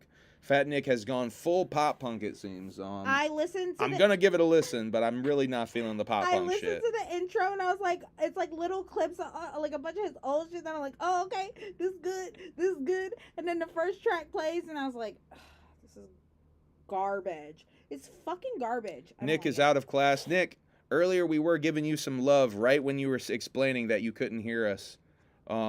We were actually like talking about you like fucking 30 seconds before that. I want you to be best friends That with shit my was little fresh. sister. Oh yeah, and, M is gonna match make a best friend situation with you and her sister, Sarah. Because like literally your vibes like remind me of her vibes and I'm like, oh my god, you guys could be biffles. She's gonna best friend match make. He is like one of the only ones that said hi to her last time in the chat. He was like, hey sis. So I'm like, yeah, be friends. We listened to this. This came out last week. Yeah, this is like a week old at this point. Dope. Hot Vodka 1 is Tara Reid's best tape, in my opinion. So this is a fucking rival for his... he really fucking stepped it up. I think, listening to this, I got the feeling that probably the OUIJA collab that they did were like leftover songs from this project. That's the feeling I got. That him and OUIJA just like went and did something real quick for. This is fucking dope as shit. Highly recommend very this. Good. Very, very, very good. My Bloody America, the last City Morgue project, has an official date. September 15th is the official date for that. We got a track list for that shit as well. And the song Ha Ha Waco, which you can see is track 4 on here, is dropped as a single today as well from this project. City Morgue also has these merch packs. I think each shirt is packed with a CD for these gimmicks. So they're bringing back the whole package a shirt with a CD type of gimmick, maybe to run up some physical sales or something. Because I think that shit still does count. I think they actually still allow that shit. That's a very old school tactic at this point, though. I remember when everyone was doing that shit. Madden. Steve Sharp. What are you talking about, Steve Madden? I love Steve Madden. What is Cheese House? I used to like literally get I'm confused. all of my shoes from Steve Madden. Oh, that's what I was gonna say. City Morgue is on tour right now with Suicide Boys on the Grey Day arena tour. They're doing like all arena dates, it seems. I think from what I read, City Morgue played their first. It was the first show last night, and that was their first arena tour date last night. So that's really, really fucking dope. Is this their last tour? Is this their last project? Will they continue? Who knows? Who knows? I really wish Zilla would have showed up at the fucking Gathering this year, though. I know, so someone did not do it justice. This Juggalo Aftershock show is going down September 9th in London. I wanted to talk, Segan Umo is on that shit. Segan Umo is going to be giving away, for London Juggalos, get there early. You get the first 100 people get a free album, the Juff Slayer collab album. First 100 people get a copy of that shit. So I wanted to give that some love as well. I think Thuggalo show, by the way, has Mr. ATF from the promoter guy who is doing that show on tonight at 10 o'clock. And he was the guy that was running the stage the day that we played Martian Stage. Mr. ATF, the very nice gentleman. Is that the Pierce guy? No, he was the guy with the blonde hair. You didn't. Oh yeah, He had a British accent. Yeah, I saw. I never talked to him, but Yeah, he was running the stage stuff. He was a very friendly guy. Shouts out to that guy, Mr. ATF, on Thuggalo Show. So Strife. Let's get into Strife's new look song. at little BB cartoon Strife. Yeah, little adorable baby Strife. Really fucking dope song. The only thing is he rhymes line with line on the shit. I don't know about that, Strife. But really dope song other than that. Really was feeling that shit. Just line by line. I don't know. Dot Strife is his menu coming up of different releases. Young Fiend Rage video. I don't know what My Gusty Circulation is. Maybe that's like a fart song? Is that a fart related song? I don't know. In your room music video, that's the shit with Lil Titan. I'm excited to see that shit. Anarchy Gleam music video. I don't know what that is as well. We got a little menu of upcoming Strife video projects. I'm assuming all these are. I'm looking forward to My Gusty Circulation though, because that sounds like it might be a fart anthem of some kind. The Massacre remix, Juggaholics, Devereaux presents, produced by, I don't even know what this is exactly, but Devereaux is teasing this Massacre remix dropping September 1st. Fucking cover art for this is ridiculously hard. I'm excited to see anything with the Juggaholics stamp on it, though. I'm excited to see what comes of more Juggaholics related branded content or whatever. Little adorable baby Strife, yes. Tales of a Cursed G came out last week as well. HEXXX's new album. Supposed to be a bridge, so to speak, into the new era of HEXXX, from what I understand. Shit is fucking so Emilee, this is your favorite HEXXX project, no? So good. Yeah, you were fucking with this. The first time I listened to it, I was like, I liked HEXXX's all his like earlier shit. It's like good, but it did not like hit me like that. But this fucking album fucking hits. This I like shit the is depth. Fucking so sick. I love this. Getting some more depth out of HEXXX was really cool. Really fucking dope project. I think it's got a lot of replay value too. We listened to it. Fucking gangster when I listen to this shit. I feel like a fucking G. HEXXX gets that fucking West Coast vibe down. So, and by the way, that fucking Another Day song is a fucking classic, man. That's a modern jug classic and a West Coast. That feels like a classic West Coast song like that just came out. Like it feels like it's already been here. You know what I mean? It feels like it's been around like for a while. It feels like nostalgic and it's brand fucking new at the same time.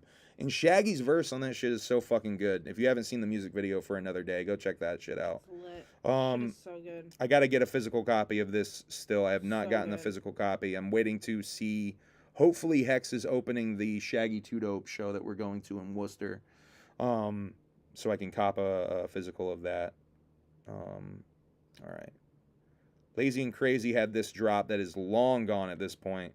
I think that shit was done last Sunday, but this is a really fucking cool drop, so I still wanted to show it. I really wanted those sweatpants. I just financially could not swing it this time. I know, those are sick. Those fucking sweatpants. That's going to be one of those things that I end up really regretting not getting those sweatpants because those are so fucking hard. Shit. Whoop. Took off the chat. I'm gonna go. Whoop, this is on the police. All right. So here's the conspiracy theory that Frankie Goldie has got in my brain. So a lot of people are talking about the Juggalo. No, a lot of people are talking about with the Hawaii wildfires that there's maybe a directed energy beam, a direct energy weapon that the rich Illuminati folks have beamed down onto the island to purposely burn certain areas so that they can cheaply rebuy it and build resorts on that land. That's the conspiracy theory that's floating around. I want to present an alternate theory. If you guys tuned into Humble Among Broadcast System 99, I think it was, we talked a little bit about OUIJA barely escaping the Hawaii wildfires. I want to present to you an alternate theory that maybe OUIJA MACC was the cause of the wildfires. Now, Frankie Goldie is to blame for this conspiracy theory. He's the one that put it in my brain. I'm putting the blame on Frankie Goldie for this one. OUIJA MACC, is he the cause of the Hawaiian wildfires? Purely speculation. Now, one can only hope that another. He didn't do it. Now I really hope another Juggalo podcast picks up on that and runs with it and makes the video that we talked about. If another Juggalo podcast doesn't make that video, I'm gonna make that fucking video. I'm gonna make that fucking dumbass video. I'm gonna make a parody of dumb Juggalo fucking update videos, and I'm gonna do that fucking video. The Revelations tour. Revelations tour coming soon. We got the fucking Juggalo Ohio 2 shit popping off soon. We got the float. I want to break this down a little bit here. We got the float full event gimmick here, which is going to be the next. Guess. Before Shaggy 2 Dope goes on the road for the second leg of the Quest for the Ultimate Groove tour, he's got this float that he's going to be doing. Tom Wood's The Float. Oh, no. So here's the full. What'd you just do? Did it go out? Oh, it's back. Some technical difficulties. I did it. Technical difficulties, folks. I did it. So yeah, let's talk about the float a little bit. I don't like this thing. So Thursday, Friday, Saturday, and Sunday, the float is going to be going on. Sunday. This is because apparently, what is it? It's Labor Day weekend. This is the weekend of the float. So most people don't have to go to work on Monday. So they're actually doing the main event. The main night is Sunday. Shaggy 2 Dope is playing that main night. Smoke, EC Juggalo in the chat with the smoke. But yeah, let's break this shit down a little bit. Gates open at 4 p.m. on the first day. And then it's basically the homage to the River Gods party that first day, starting at 7 p.m. Now, this is where you would see the homie motherfucking Cheese House performing. So make sure you pull up to this shit. Cheese, do you know what time you're performing yet, if you're still in here? I think she said last time, but I forgot. Yeah, I forgot too. 9:30, 8:30, it's not late 8. But definitely pull up for Cheese House's shit. Pull up for Cheese House's shit. Pull up for Cheese House's set and show some fucking love to Cheese, for sure. She's gonna kill that shit.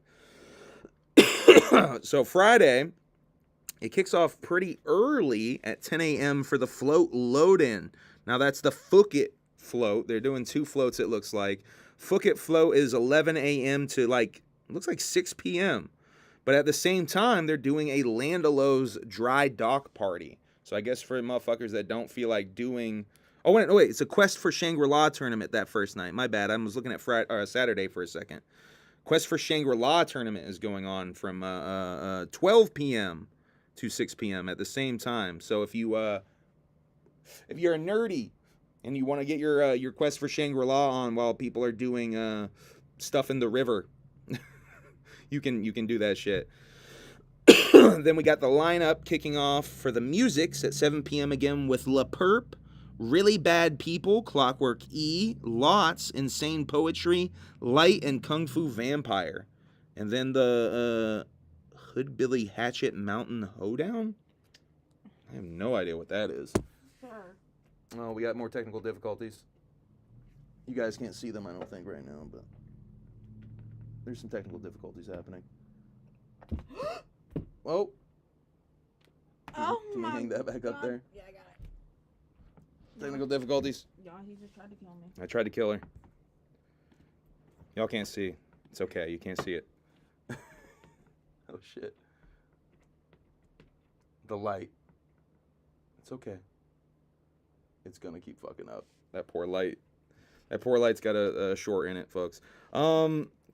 All right, now we're into Saturday. Once again, load in at 10 a.m. with the float proper beginning at 11 a.m.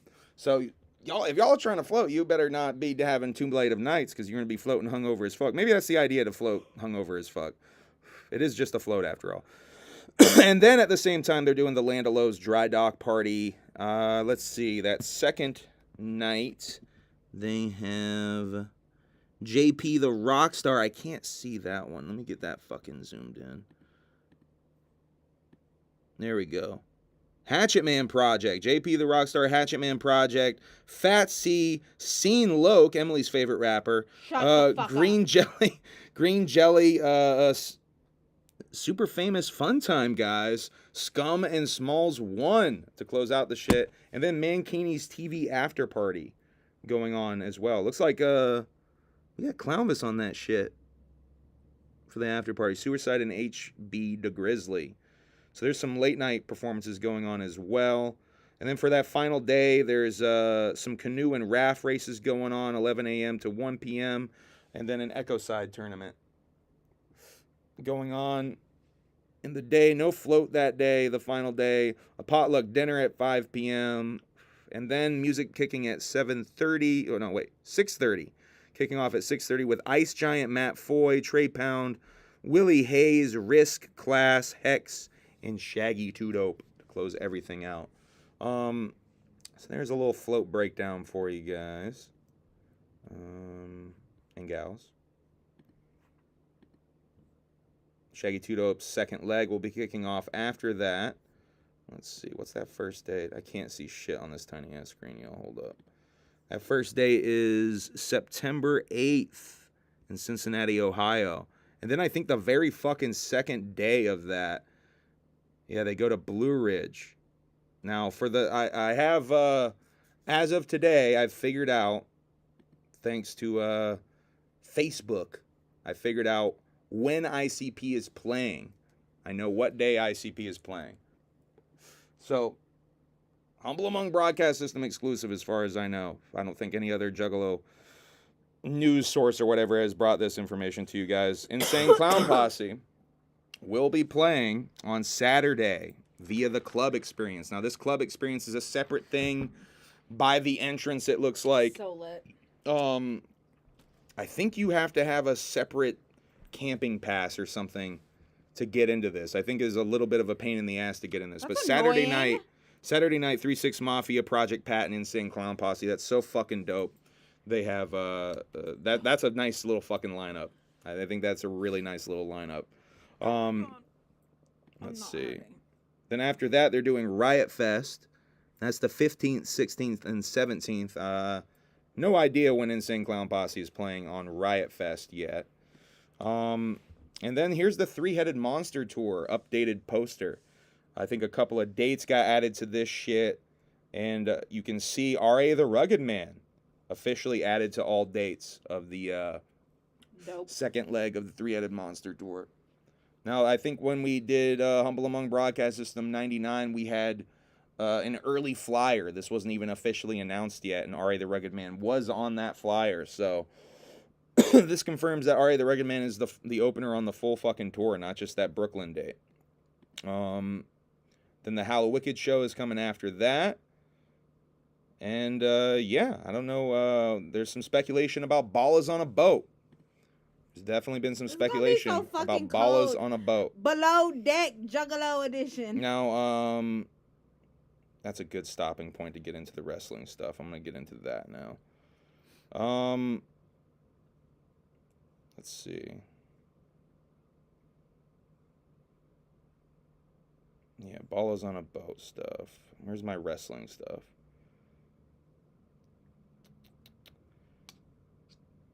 Jay, there it is. All right, we're going to get into Jay. We're going to get into Jay on these wrestling shits.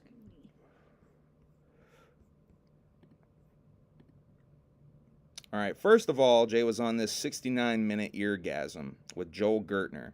Joel Gertner is a character from ECW days. A manager, used to wear a neck brace. Joel, I'm going to break down this whole podcast for you guys, and any of the juicier stuff that was in there. I'm basically going to break down the whole gimmick, the way I'd be doing. Joel and the co-host open talking about their plans for their podcast for a little bit. The co-host asks Joel if he is down with the clown, and he says that he is, and we will hear more about that in the interview. The co-host guys go, let's see. Oh, yeah, that was it. The co-host guy basically does the whole, say what you will about the music. They are genius marketers, though, which is I fucking hate it. It's become one of my biggest pet peeves when it comes to Juggalo shit. It's such a weird, backhanded compliment by people who want to still not give you the full fucking credit on this being a valid fucking art form or whatever. They still want to music might suck, but say what you will about the music, but they're genius it's so annoying to me. Yeah, facts. And just to reduce it just simply to the t-shirt sales or something. Yeah. It's so reductive to me. I don't know. It pisses me off at this point. Anyway, the interview starts at about 19 minutes into this program. If you want to find it on YouTube and just get to the J portion, they wait a whole 19 minutes to get into it. They spend some time talking about other wrestling stuff in the beginning of the show. They asked Jay what his first wrestling that he watched was back in the day. Jay says he remembers flipping through the television when he was a kid and getting scared by it back in the day when him and Jump Steady would see it on TV. He remembers right after WrestleMania 1, he heard about it at school, and he tuned in again to check it out. He was freaked out by the masked wrestler named Mr. X back in the day, he said. He remembers watching Mr. X and being freaked out by him. I think it's interesting Jay was initially scared by wrestling. First live wrestling match he remembers is Hulk Hogan versus Adrian Adonis. This is the first live wrestling match that he went to, he remembers. That was the main event for that show. Said he went to everything after that he could. They started their own backyard wrestling shows. You guys know about that shit. He talks about lying to say he had gone to the Chris Adams wrestling school to get his first match, and this is all before the rapping. Joel asks if the wrestling got put on hold when the rapping started, and Jay says they basically did both for a little bit, but the hip-hop ended up taking over. Wrestling was different back then. A lot of the older guys would make fun of them. WWF contacted them years later and wanted them to make a theme song for the Oddities. Jay talks about the whole full circle effect, how all that work back in the day, chasing that dream came full circle, and they ended up getting that dream accomplished as well. He says this is the reason he believes in The Secret.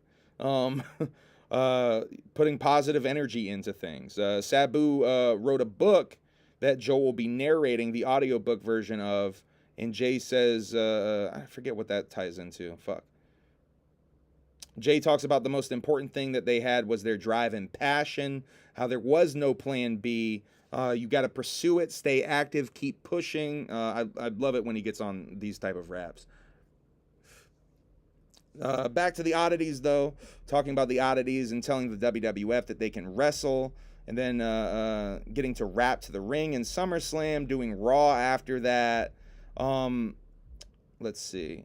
Jay says he regretted not doing his moonsault in WWF. So the first night in WCW, he went out and did that shit in WCW. He made sure he did his moonsault the first night in WCW.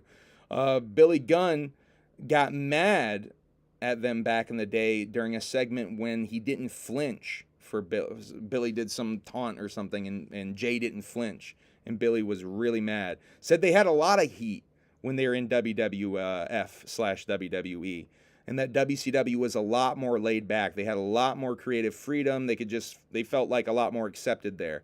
They didn't have the heat in WCW that they had in WWF, basically. They did house shows for WCW, talking about the arrangement that they had with WWF initially to play a commercial on their airtime.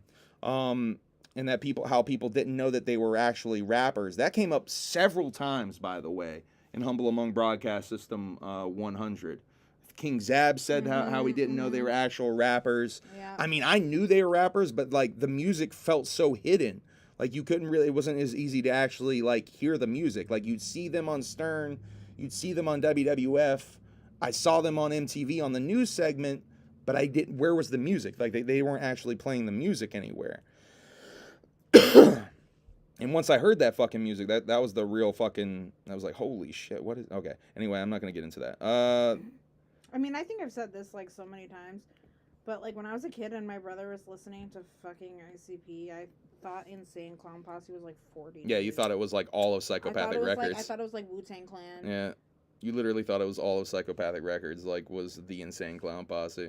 But yeah, that was supposed to be their payment. That commercial was supposed to be a big part of their, I think their SummerSlam payment is what he was saying.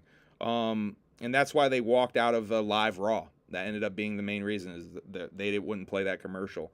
He said they never had a contract while they were in WWE and that they got paid like roughly $1,000 every time they were on TV. They had fun.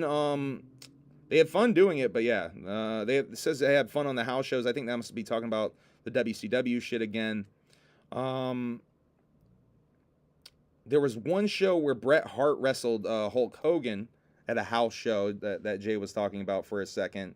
He said that Arn Anderson complimented them backstage after a match one time, and that was a real highlight for them back in the day, having someone like Arn Anderson compliment them on their fucking wrestling. Joel asks about the ECW days. Jay talks about it was actually before WWF when they came in to do the ECW stuff. Jay saying that ECW changed wrestling forever. Really, that's the fucking truth. They really inspired the whole Attitude Era and so much of what 90s wrestling turned into. Jay and Shags were driving to Philly pretty regularly just as fans to catch earlier ECW shows before they even appeared in the shit. Tells us a quick story about how New Jack threw an ashtray through Jay's glass ashtray? Yeah, the big glass ashtray, exactly, through the back of Jay's window of his car at a hotel that they were at one night after an ECW show. Is this another reason for the New Jack heat? Jay definitely doesn't like New Jack. Jay famously said in another interview that New Jack's the only wrestler that he like kind of blacklisted from being at the Gathering of the Juggalos because he felt that New Jack was a nuisance after I believe Backyard Wrestling, the video game 2, like they taped a promo with him and he was out of fucking control, Jay said. Jay talking about his eardrum getting popped from RVD's spin kick at that ECW show. How they had to go on tour the next day and Jay had a popped eardrum and couldn't hear out of his fucking ear. They said he went to the hospital and they put a tiny patch over the hole in his eardrum and he could hear again. Whoa, that's crazy. I have to wonder if that's the beginning of some of Jay's fucking hearing problems now. They were going to go back to ECW at some point, but then they went to WCW instead. Joel asks about the ICP universe and the Gathering. Jay talks about Juggalos and how they're at least half of the story, is how Jay puts it. Compares them to the ECW fans in a way. Joel says he got a care package from ICP back in the day with a bunch of CDs and shirts and shit.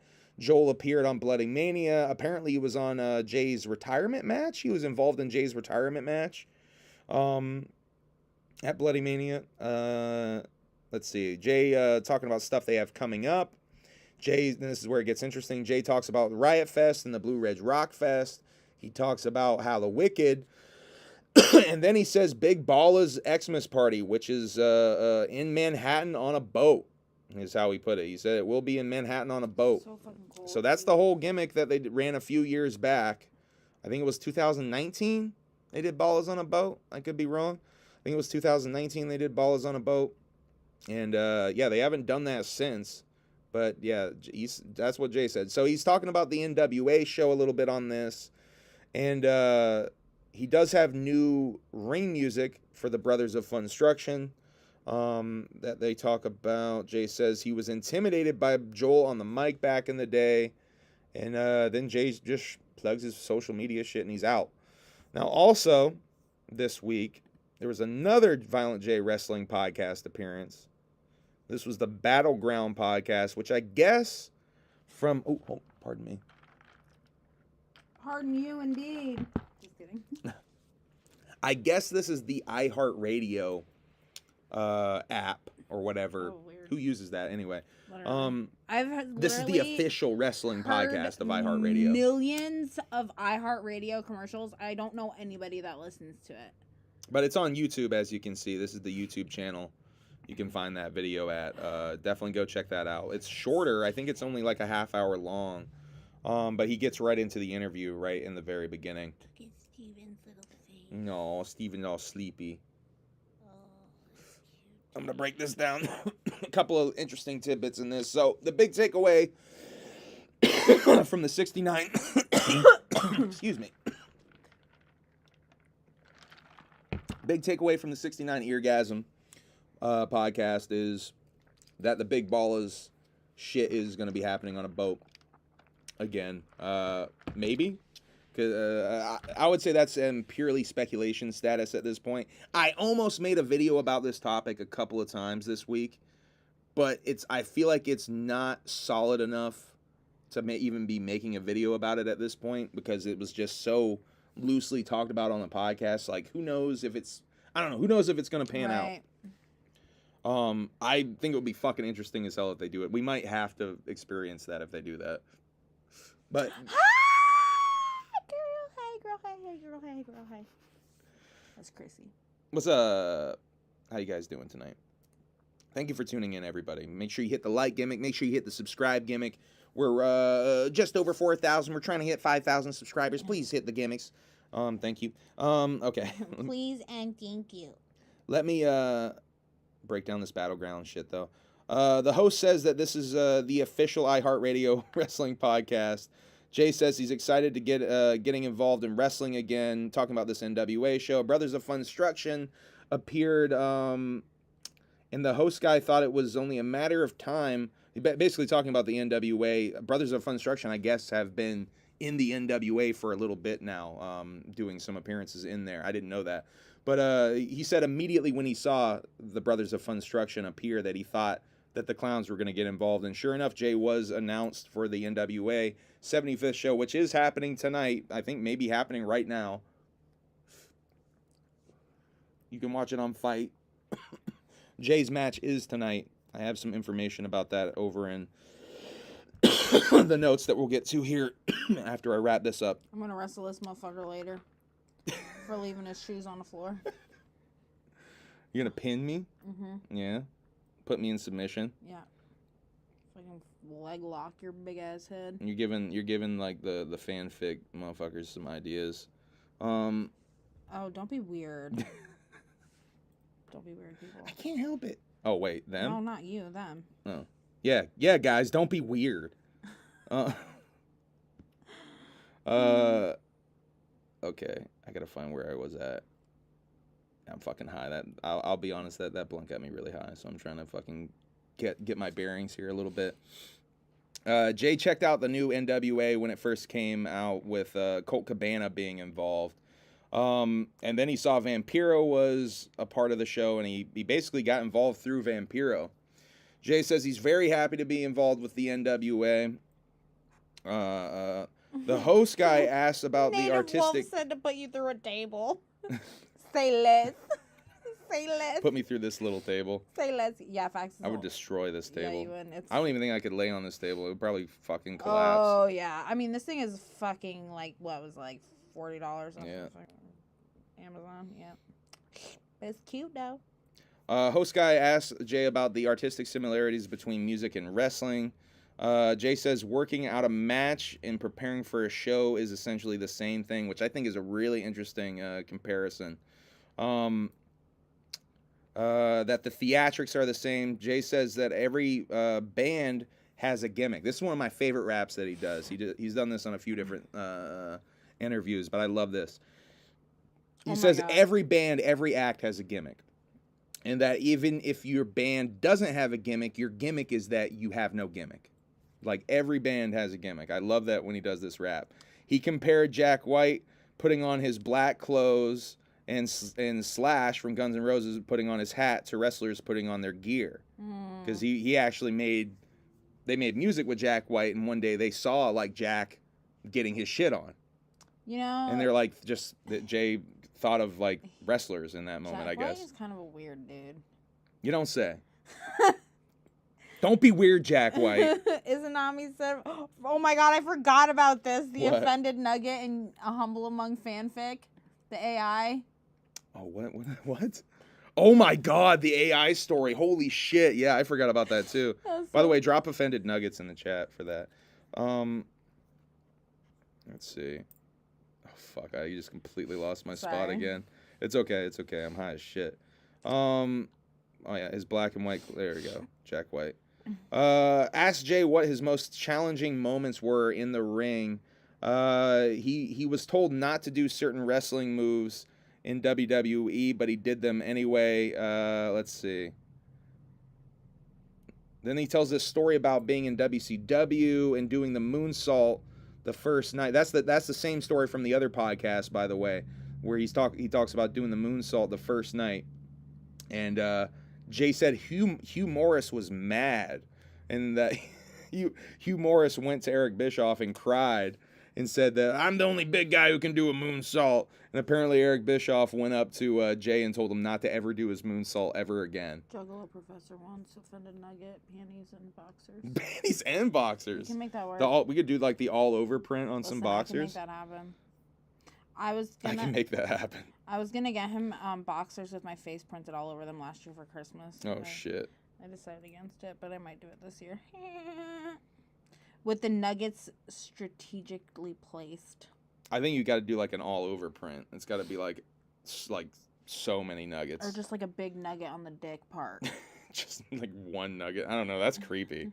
I like it. I don't know if I'm comfortable with that. Your face on a bunch of junks. I don't know if I'm comfortable with that. Oh yeah, that's true. I guess. That's funny. I mean, if it's all over the junk and the taint and the gooch yeah. too. If it's all over, I feel like it's better for some reason. I don't know why. As long as you got the gooch and the dick, then we're fine. If you got the coverage. Right. Okay. Full coverage. Let's see. I've completely okay. Hugh cried to Bischoff. Host guy asks when ICP will be in the WWE Hall of Fame. Jay says that being in the WWE Hall of Fame would be the same to him as being in the Rock and Roll Hall of Fame. I thought that was a really interesting statement. I think it would be so fucking cool if they actually made it into the WWE Hall of Fame. Definitely a better chance of them making it into the WWE Hall of Fame than the Rock and Roll Hall of Fame. At least right now. You think so? At some point, I think they will make it to the Rock and Roll Hall of Fame at some point. But I think it's gonna be. I think they still have to do some work with like their mainstream, the zeitgeist opinion of them, or if you will, or whatever. That's true. Jay says he knows let's see. He knows he wasn't in all of those promotions because of their wrestling skills. He's aware of that. Jay says that the music and the wrestling is the same thing. Once again, they're both escapes from reality. They're not really killer clowns. It's escape. It's therapy. A release. Mostly for blue collar people. Host guy asked Jay about going viral on TikTok, and Jay says it's one of the best things to ever happen to them. That's how he says it straight up. Now, this is really fucking interesting, this part. Jay says that this is the most lucrative stage in their career. Interesting. That's how he described it. He said this is the most lucrative stage. So they're making the most money now? That's interesting. I was rather surprised by that. I'm a little surprised because I would have guessed it was when they had the fucking warehouse and they were pumping out merch like crazy and they were selling physicals. They must. Props to them. That's fucking. I found that fucking fascinating. Fascinating. Fascinating. But there's also the nostalgia. He talks about. He talks about Vanilla Ice touring and how even with the nostalgia of it, 60 to 70% of fans that come up to him at meet and greets are younger fans. He says that number also kind of surprised me. That he thinks more than half of the people coming up to him at meet and greets are younger fans at this point. So this shit is growing. New people are coming into the Juggalodium. That shit's fucking cool as shit to me, by the way. I love that. I love seeing that shit. Host guy's son thought that ICP was a new band because of TikTok, he says. What? Jay says that they're blessed. Even my mom knew who they were when we brought it up. My mom's a 65-year-old fucking Asian lady, okay?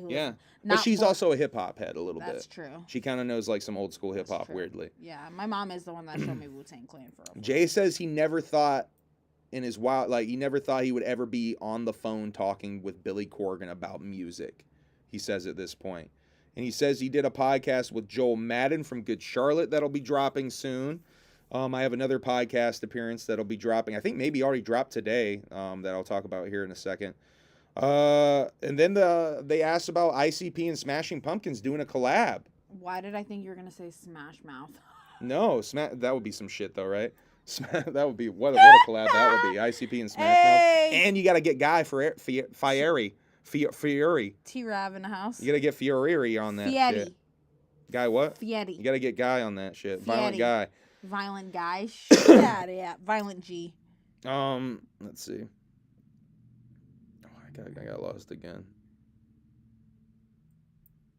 Oh yeah, Smashing Pumpkins. God damn it. Getting a piece of chocolate. She's getting a piece of chocolate. So Jay and Smashing Pumpkins, or Billy Corgan, talking about doing music together. Apparently, said that they not Smashing Pumpkins, not Mouth. Calm down, you. Said they sent each other some things. I think Jay wants to have him sing a chorus.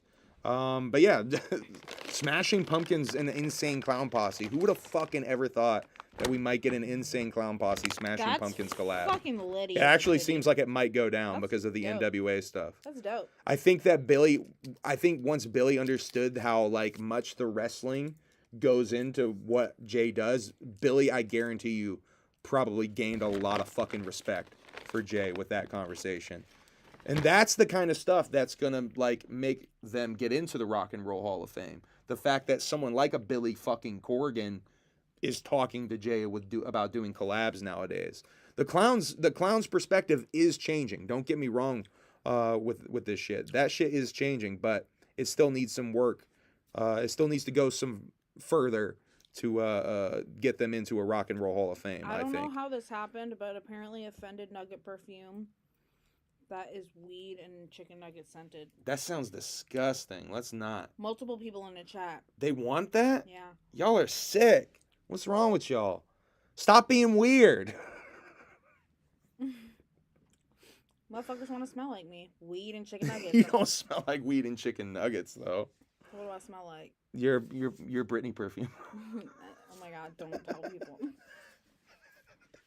I'm still using literally. So that blue bottle of perfume I got at TJ Maxx, I literally bought that same bottle of perfume when I was 12.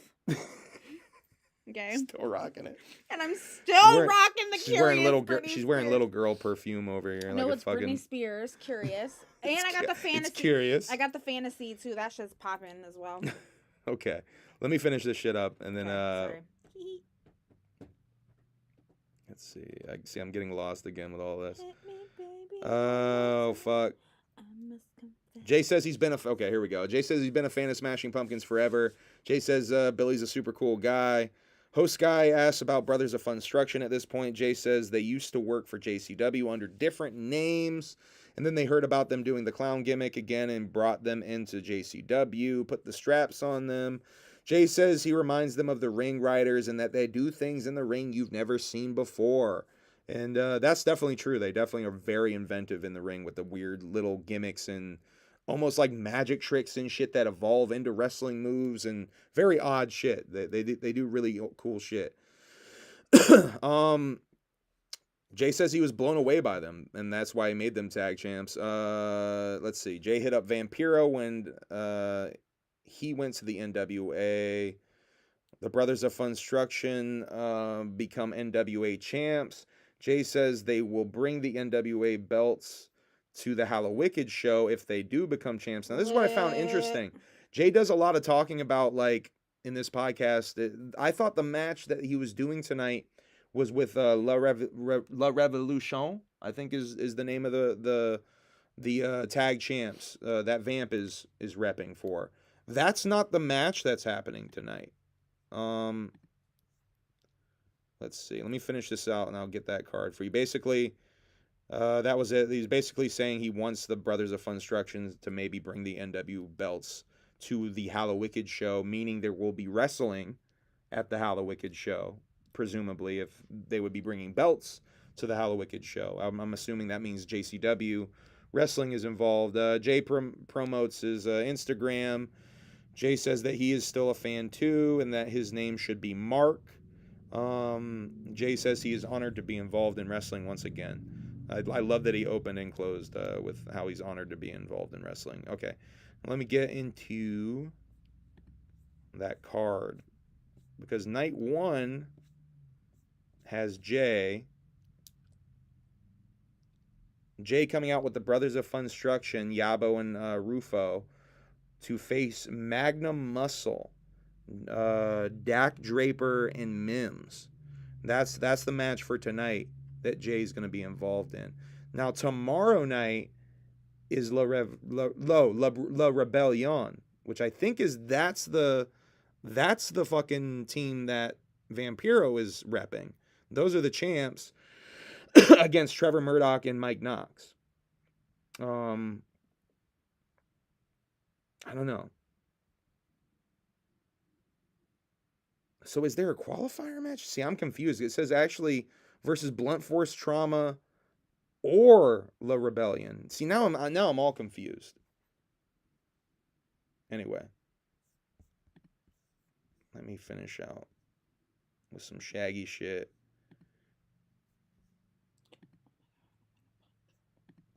What's up? Oh yeah, this is the 75th anniversary flyer. This is going down tonight and tomorrow night. Will Jay be appearing on tomorrow's night show too? Are they doing some?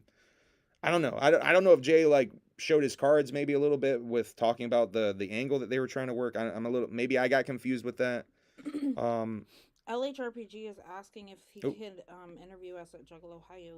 Yeah, I'm definitely down. 100%. I have never been interviewed other than by him, which does that really count? Yeah, you haven't been on an interview. You've just been on the vlog being interviewed a couple of times. Motherfucking Austin Powers, leave me alone. LL Cool J giving some love to a bunch of rappers on stage behind him on the display, and one of them is Violent J. I thought that was really fucking cool. LL Cool J, LL Violent J. You showed me a great LL Cool J song recently. Yeah, you want to talk about that? You want to talk about the song Deepest Bluest? The horrorcore classic Deepest Bluest, which I actually drop a reference to Deepest Bluest in that song with Cheese House. That shit is whack. What? That song. You didn't like Deepest Bluest? Go check out Deepest Bluest by LL Cool J if you've never seen it. I wish I could show you guys right now that full music video. Humble Among Broadcast is the shit. Thank you, Rizal. I read that upside down because I'm a genius. We over 2 hours. Okay, I'm gonna wrap this up because I got a couple of more things I want to do. Austin Powers is blowing me up. Austin Powers is? What? I don't want to. Oh, we gotta go At some point, probably. Shit. Okay. She's annoying. We gotta get blunts too, anyway. So I'll just get some down there. Fucking getting on my nerves. Violent J will be on this podcast, which is on Gas Digital Podcast Network. What is it? Sex, Drugs, Rock and Roll Show or whatever. T-Rap said LMFAO. So he knows. He might be listening to this out loud with her right there. No, he said hi, whoop whoop from home. Oh, he got off at 7. Whoop whoop from home.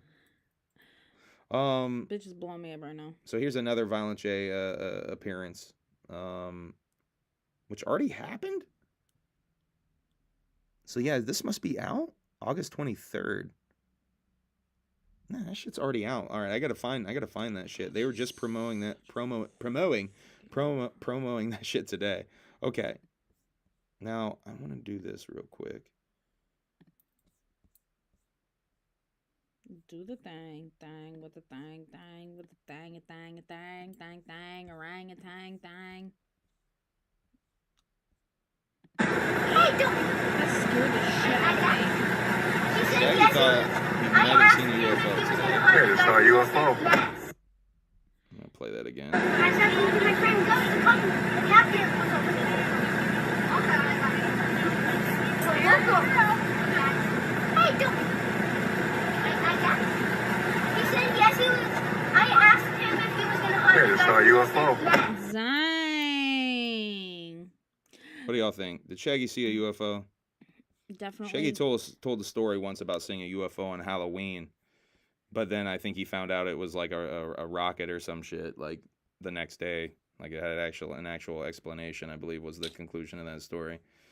What do y'all think? You think Shaggy saw a UFO? I do have some Shaggy Show notes I'm going to do real quick. Not a bunch of stuff, but I had a few things I was going to go over from the Shaggy Show episodes this week before we wrap this shit up. I believe Shaggy believes he saw.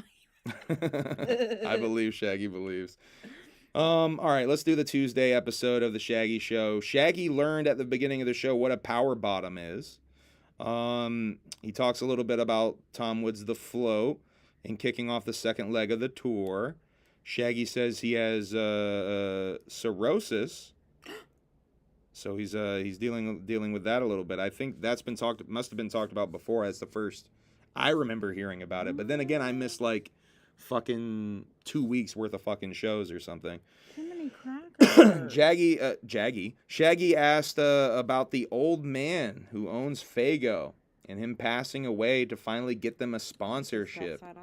Thank you, LHRPG, for the $5 closer to my BB super chat. Oh fuck, I forgot I can fucking heart these things. I gotta remember to do that. Shout out to the Alienated and everyone in the chat. Y'all have a wicked night. Mad Clown Love from LHRPG. Thank you for the super chat. Much appreciated. Oh, I can't wait to eat chicken cutlets. You gonna have a chicken cutlet? Yeah. She's just constant distracting. Sorry. I can't wait to eat chicken cutlet. So high, and I'm thinking about food. Let me get through the notes, and then you can get your chicken cutlets. All right. All right. Okay. Bitch thinks out loud. I swear to God. I really do. I'm sorry, guys. Just fucking thought bubble. I can't wait to eat a chicken cutlet. I can't wait. You're good. Oh, okay. So second leg of the Shaggy 2 Dope tour, the Cocoa Beach show in Florida was shut down by the city. He was saying. So if you're looking for that show, you done fucked up, or the city done fucked up, because they don't want that shit to happen. Shaggy pronounces quinoa, quinoa. Stop it. Like Qdoba. He pronounces quinoa quinoa. Stop it. When talking about Milk Day. They also, Manny and Shaggy say they have never heard of oat milk before that day.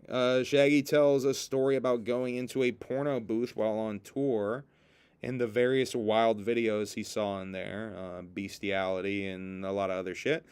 Shaggy pronounces bao buns, bayo buns. Stop it. Brutalis eventually does pull up the correct pronunciation for bao buns, though, and that shit does get. Yeah, bow. Manny puts on his racist hat to tell the story about calling for bao buns. And then that's about the end of my notes for that. I think they talked about a lot of other shit, but those are the most important things that I deemed worthy telling you. Okay, Thursday, they're finally gonna play backyard wrestling on this episode for Thursday, but they spend most of the show just bullshitting like they usually do and do about a half hour of backyard wrestling at the end. Shaggy talks about Terry Funk a little bit on this episode, the Double Cross Ranch, cookie jar story a little bit. Shaggy smoked a joint / blunt with Terry Funk in his milking barn.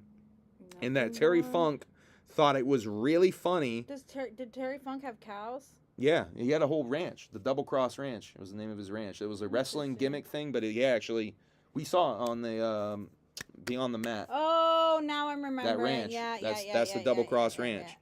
So he had a milking, he really did have cows and shit. So they're in there smoking weed, and Terry Funk was telling a story about when he was filming Roadhouse, because Terry Funk's in Roadhouse, if you didn't know, that Patrick Swayze would dance while they were on the set of Roadhouse, like all the time. And Terry thought that was really funny. He just couldn't stop laughing about the Patrick Swayze dancing. Well, and we should go to Texas Roadhouse. It's kind of funny. Because they have chicken cutlets there. No, you don't. Dude, they might. No, they don't. The fridge has chicken cutlets, though. I'm telling you right now, Texas Roadhouse does. The fridge does? Yeah. Yeah. Okay, let me do my thing. Let me do my thing. I'm trying to on purpose, so let me do my fucking thing. Shaggy talks about the cookie jar story with Terry, and they tell that whole thing. If you didn't know, they were trying to pay Terry Funk the money that they felt they owed him from Stranglemania. Terry didn't want the money, so they left it in the cookie jar at Terry Funk's house. The $200, $500, whatever the fuck amount of money that they were trying to give him. Shaggy has a violent reaction when asked to play Batman Arkham Asylum games on stream. Says he's not going to be playing a new video game on a stream. And Yeah. I was actually thinking about fucking playing those damn games again. The new Batmans? No, well, the old Batmans. Oh, the old Batmans? Yeah, they're old at this point. That Arkham Asylum game is like fucking 15 years old or some shit. Oh my god. Brutalis is on vlog duty, including the Gathering vlog footage. They're still looking for a video intern over there and looking for merch designs. Shaggy is going to be doing a cover of Bohemian Rhapsody soon, it seems. Stop. Stream was interrupted, I think a half hour into this one, but they come back. And Shaggy, this is so lit. They come back and Shaggy's on the phone with the internet customer service. And he is asking to check his bill because he thinks he forgot to pay the bill again. I swear to God, I'm not making this up. That's so lit. Shaggy celebrating. Why don't he turn auto pay on? Shaggy celebrates at this point that there is only 1 month of a balance owed, and that it's not 2 months, and that he technically did not get the internet shut off again. Brutalis botches the name of Tell These Bitches and calls it Too Dope. The song Tell These Bitches. They talk a little bit about maybe having a third leg of the tour in the UK, maybe going over to Europe and doing a third leg. Shaggy talks about his addiction to Homescape/Gardenscape mobile game. Says he's completely Is it like addicted. Farmville? I think so. I think it's... I don't know. I really don't know. I know that's the game he used to fucking play while he was on stream with Keegan, and Keegan would call him out for playing Gardenscape. That's I'm pretty it's sure like the my game. mom with Words with Friends. Shaggy pronounces poutine poon-tine. That's so fucking funny. Shaggy is sick and tired of wiping his ass. He's fed up with it. This is fucking nuts. This is fucking nuts. Manny says he rolls up toilet paper into a ball to wipe. I don't think they spent enough time examining that piece of information. That shit's fucking nuts. Into a ball? He says he rolls it up in his hands, is how he described it. Am I wrong? I mean, that shit was fucking nuts. You feel like I don't it's understand. easier to get poopy on your fingers if you do that? I think everyone was kind of saying that. They did not spend enough time examining that. Shaggy now has a state ID. He went to the... you didn't have one before? Well, he hasn't had... He's got, like, passport and shit. Oh, yeah, that's right. He You mentioned the passport. Uses. His passport's all beat up because he keeps it on him like a state ID. He finally got a proper state ID. Shaggy has a hot take that Kanye is crazy. At this point, he was talking about other rappers defending Kanye. Shaggy's the most dad. He says in his state ID, by the way, he was so sad that he looked old in the shit. Well, maybe not sad. Maybe sad's not the right word. He was a little perturbed that he looked old in his state ID. I think he said he looked like a dad or some shit in there. Anyway. Shaggy and Renee had their anniversary on Wednesday. Happy anniversary to Shaggy, Too Dope, and Renee, Too Dope. And happy anniversary to us, bitches. We also... Was that our anniversary, too? No, 22nd? Tuesday. Our shit was Tuesday. So their anniversary is the day after our anniversary. That's so cute. I didn't even put that shit together. Goddamn. Oh, my God. Happy anniversary to us. Yeah. Love you, baby. 2 years ago. Yeah, facts. We talked about that a little bit on 100. Yeah. If you... There's a couple of different streams you can check for us to talk about how we met and all that good jazz. But we're over 2 hours. I'm not going to tell that story again. Okay. Let's see. They start playing backyard wrestling for the last 25 minutes or so. Most interesting part about them playing backyard wrestling is they start wrestling against Monoxide, I think, at one point. And a couple of weird jabs at Monoxide from Twisted that Shaggy made, I want to highlight because they were so bizarre to me that I have to highlight them. Something about Monoxide saying something like, "Show me those feet." I don't know what that's about. And then something else about a can of keychain mace and threatening to use it but not using it. I don't know what that's about either. I don't know. I just found it interesting and slightly funny. I used to have the pink glittery keychain mace. Yeah? Obviously. Did you use it? Never heard it did. No. But I had to stop carrying it Well, around. you're like monoxide. Because every time I would go into my purse, like somehow something in my purse would unlock it. So it freaked me out. So. Do you think Monoxide's keychain mace was pink? Could have been. Could have been. All right. Because you can get the pink one at like Wally World. You could get it like at Advanced Auto. Like they got that shit everywhere. So it could have been. It's possible. What do y'all in the chat think? You think Monoxide Child's keychain mace was pink or is pink? Monoxide is Jesse Matrix's friend, right? Jesse Matrix, yeah. This is Monoxide Child is the rap partner of Jesse Matrix. yeah, they're buddies. God, I love Jesse Matrix. That is the funniest fucking thing ever. Yeah, that's his name. That shit is so funny. What's his name? Sure. Relic says sure. Relic doesn't like that joke. Relic's like sure. Oh, yeah, I made a whole video about his apology. It's khaki. Oh, you think it's khaki? Like it's like camo khaki? Jake. Like desert cat, like desert What are you camo maybe? wearing, Jake from State Farm? I like desert camo. Yeah, I think it's desert camo. Oh my god. Are we done? I don't know. What? Are my eyebrows bothering you? No, it's fine. She's gonna pluck my eyebrows now, guys. I got some old man stragglers. All right, I'm done with this broadcast system. Me I too. think we're done. We're over 2 hours, and I'm getting loopy. Loopy. Oh yeah, that's Jinx right there in the chat, who's doing the half pink, half green. I was telling you about. Get it. Shouts That out to shit's gonna be Jinx in the litty. chat. That shit's gonna be lady. Yeah, I'm curious. We met her at the gathering. I know. Right after the show I there. remember. I remember. We met her a couple times, right? Yeah, a couple of times at the gathering. Yeah. Her and Will became an item. Remember, we were like, those two are cute together. Remember that? Yes. And then they became an item. They still are an item. Adorbs. One of my favorite Juggalo couples right now. Shouts out to Jinx and Will. Adorbs. All right. Y'all, my head is a tribute to you. That's so fucking adorable. My heart. That's so cute. All right. On that sappy ass sweet note, we're gonna get out of here. I love you guys. Thank you for tuning in. Make sure you hit the like gimmick. Make sure you hit the subscribe gimmick. We'll be 4.17 if enough of you hit subscribe right now, and it will say 4.17 on the YouTube, and that will make me happy. So do that. All right. I love you guys. Whoop whoop. Have a good night. Burp. Bye. End broadcast. Bye. Whoop, whoop. Bye.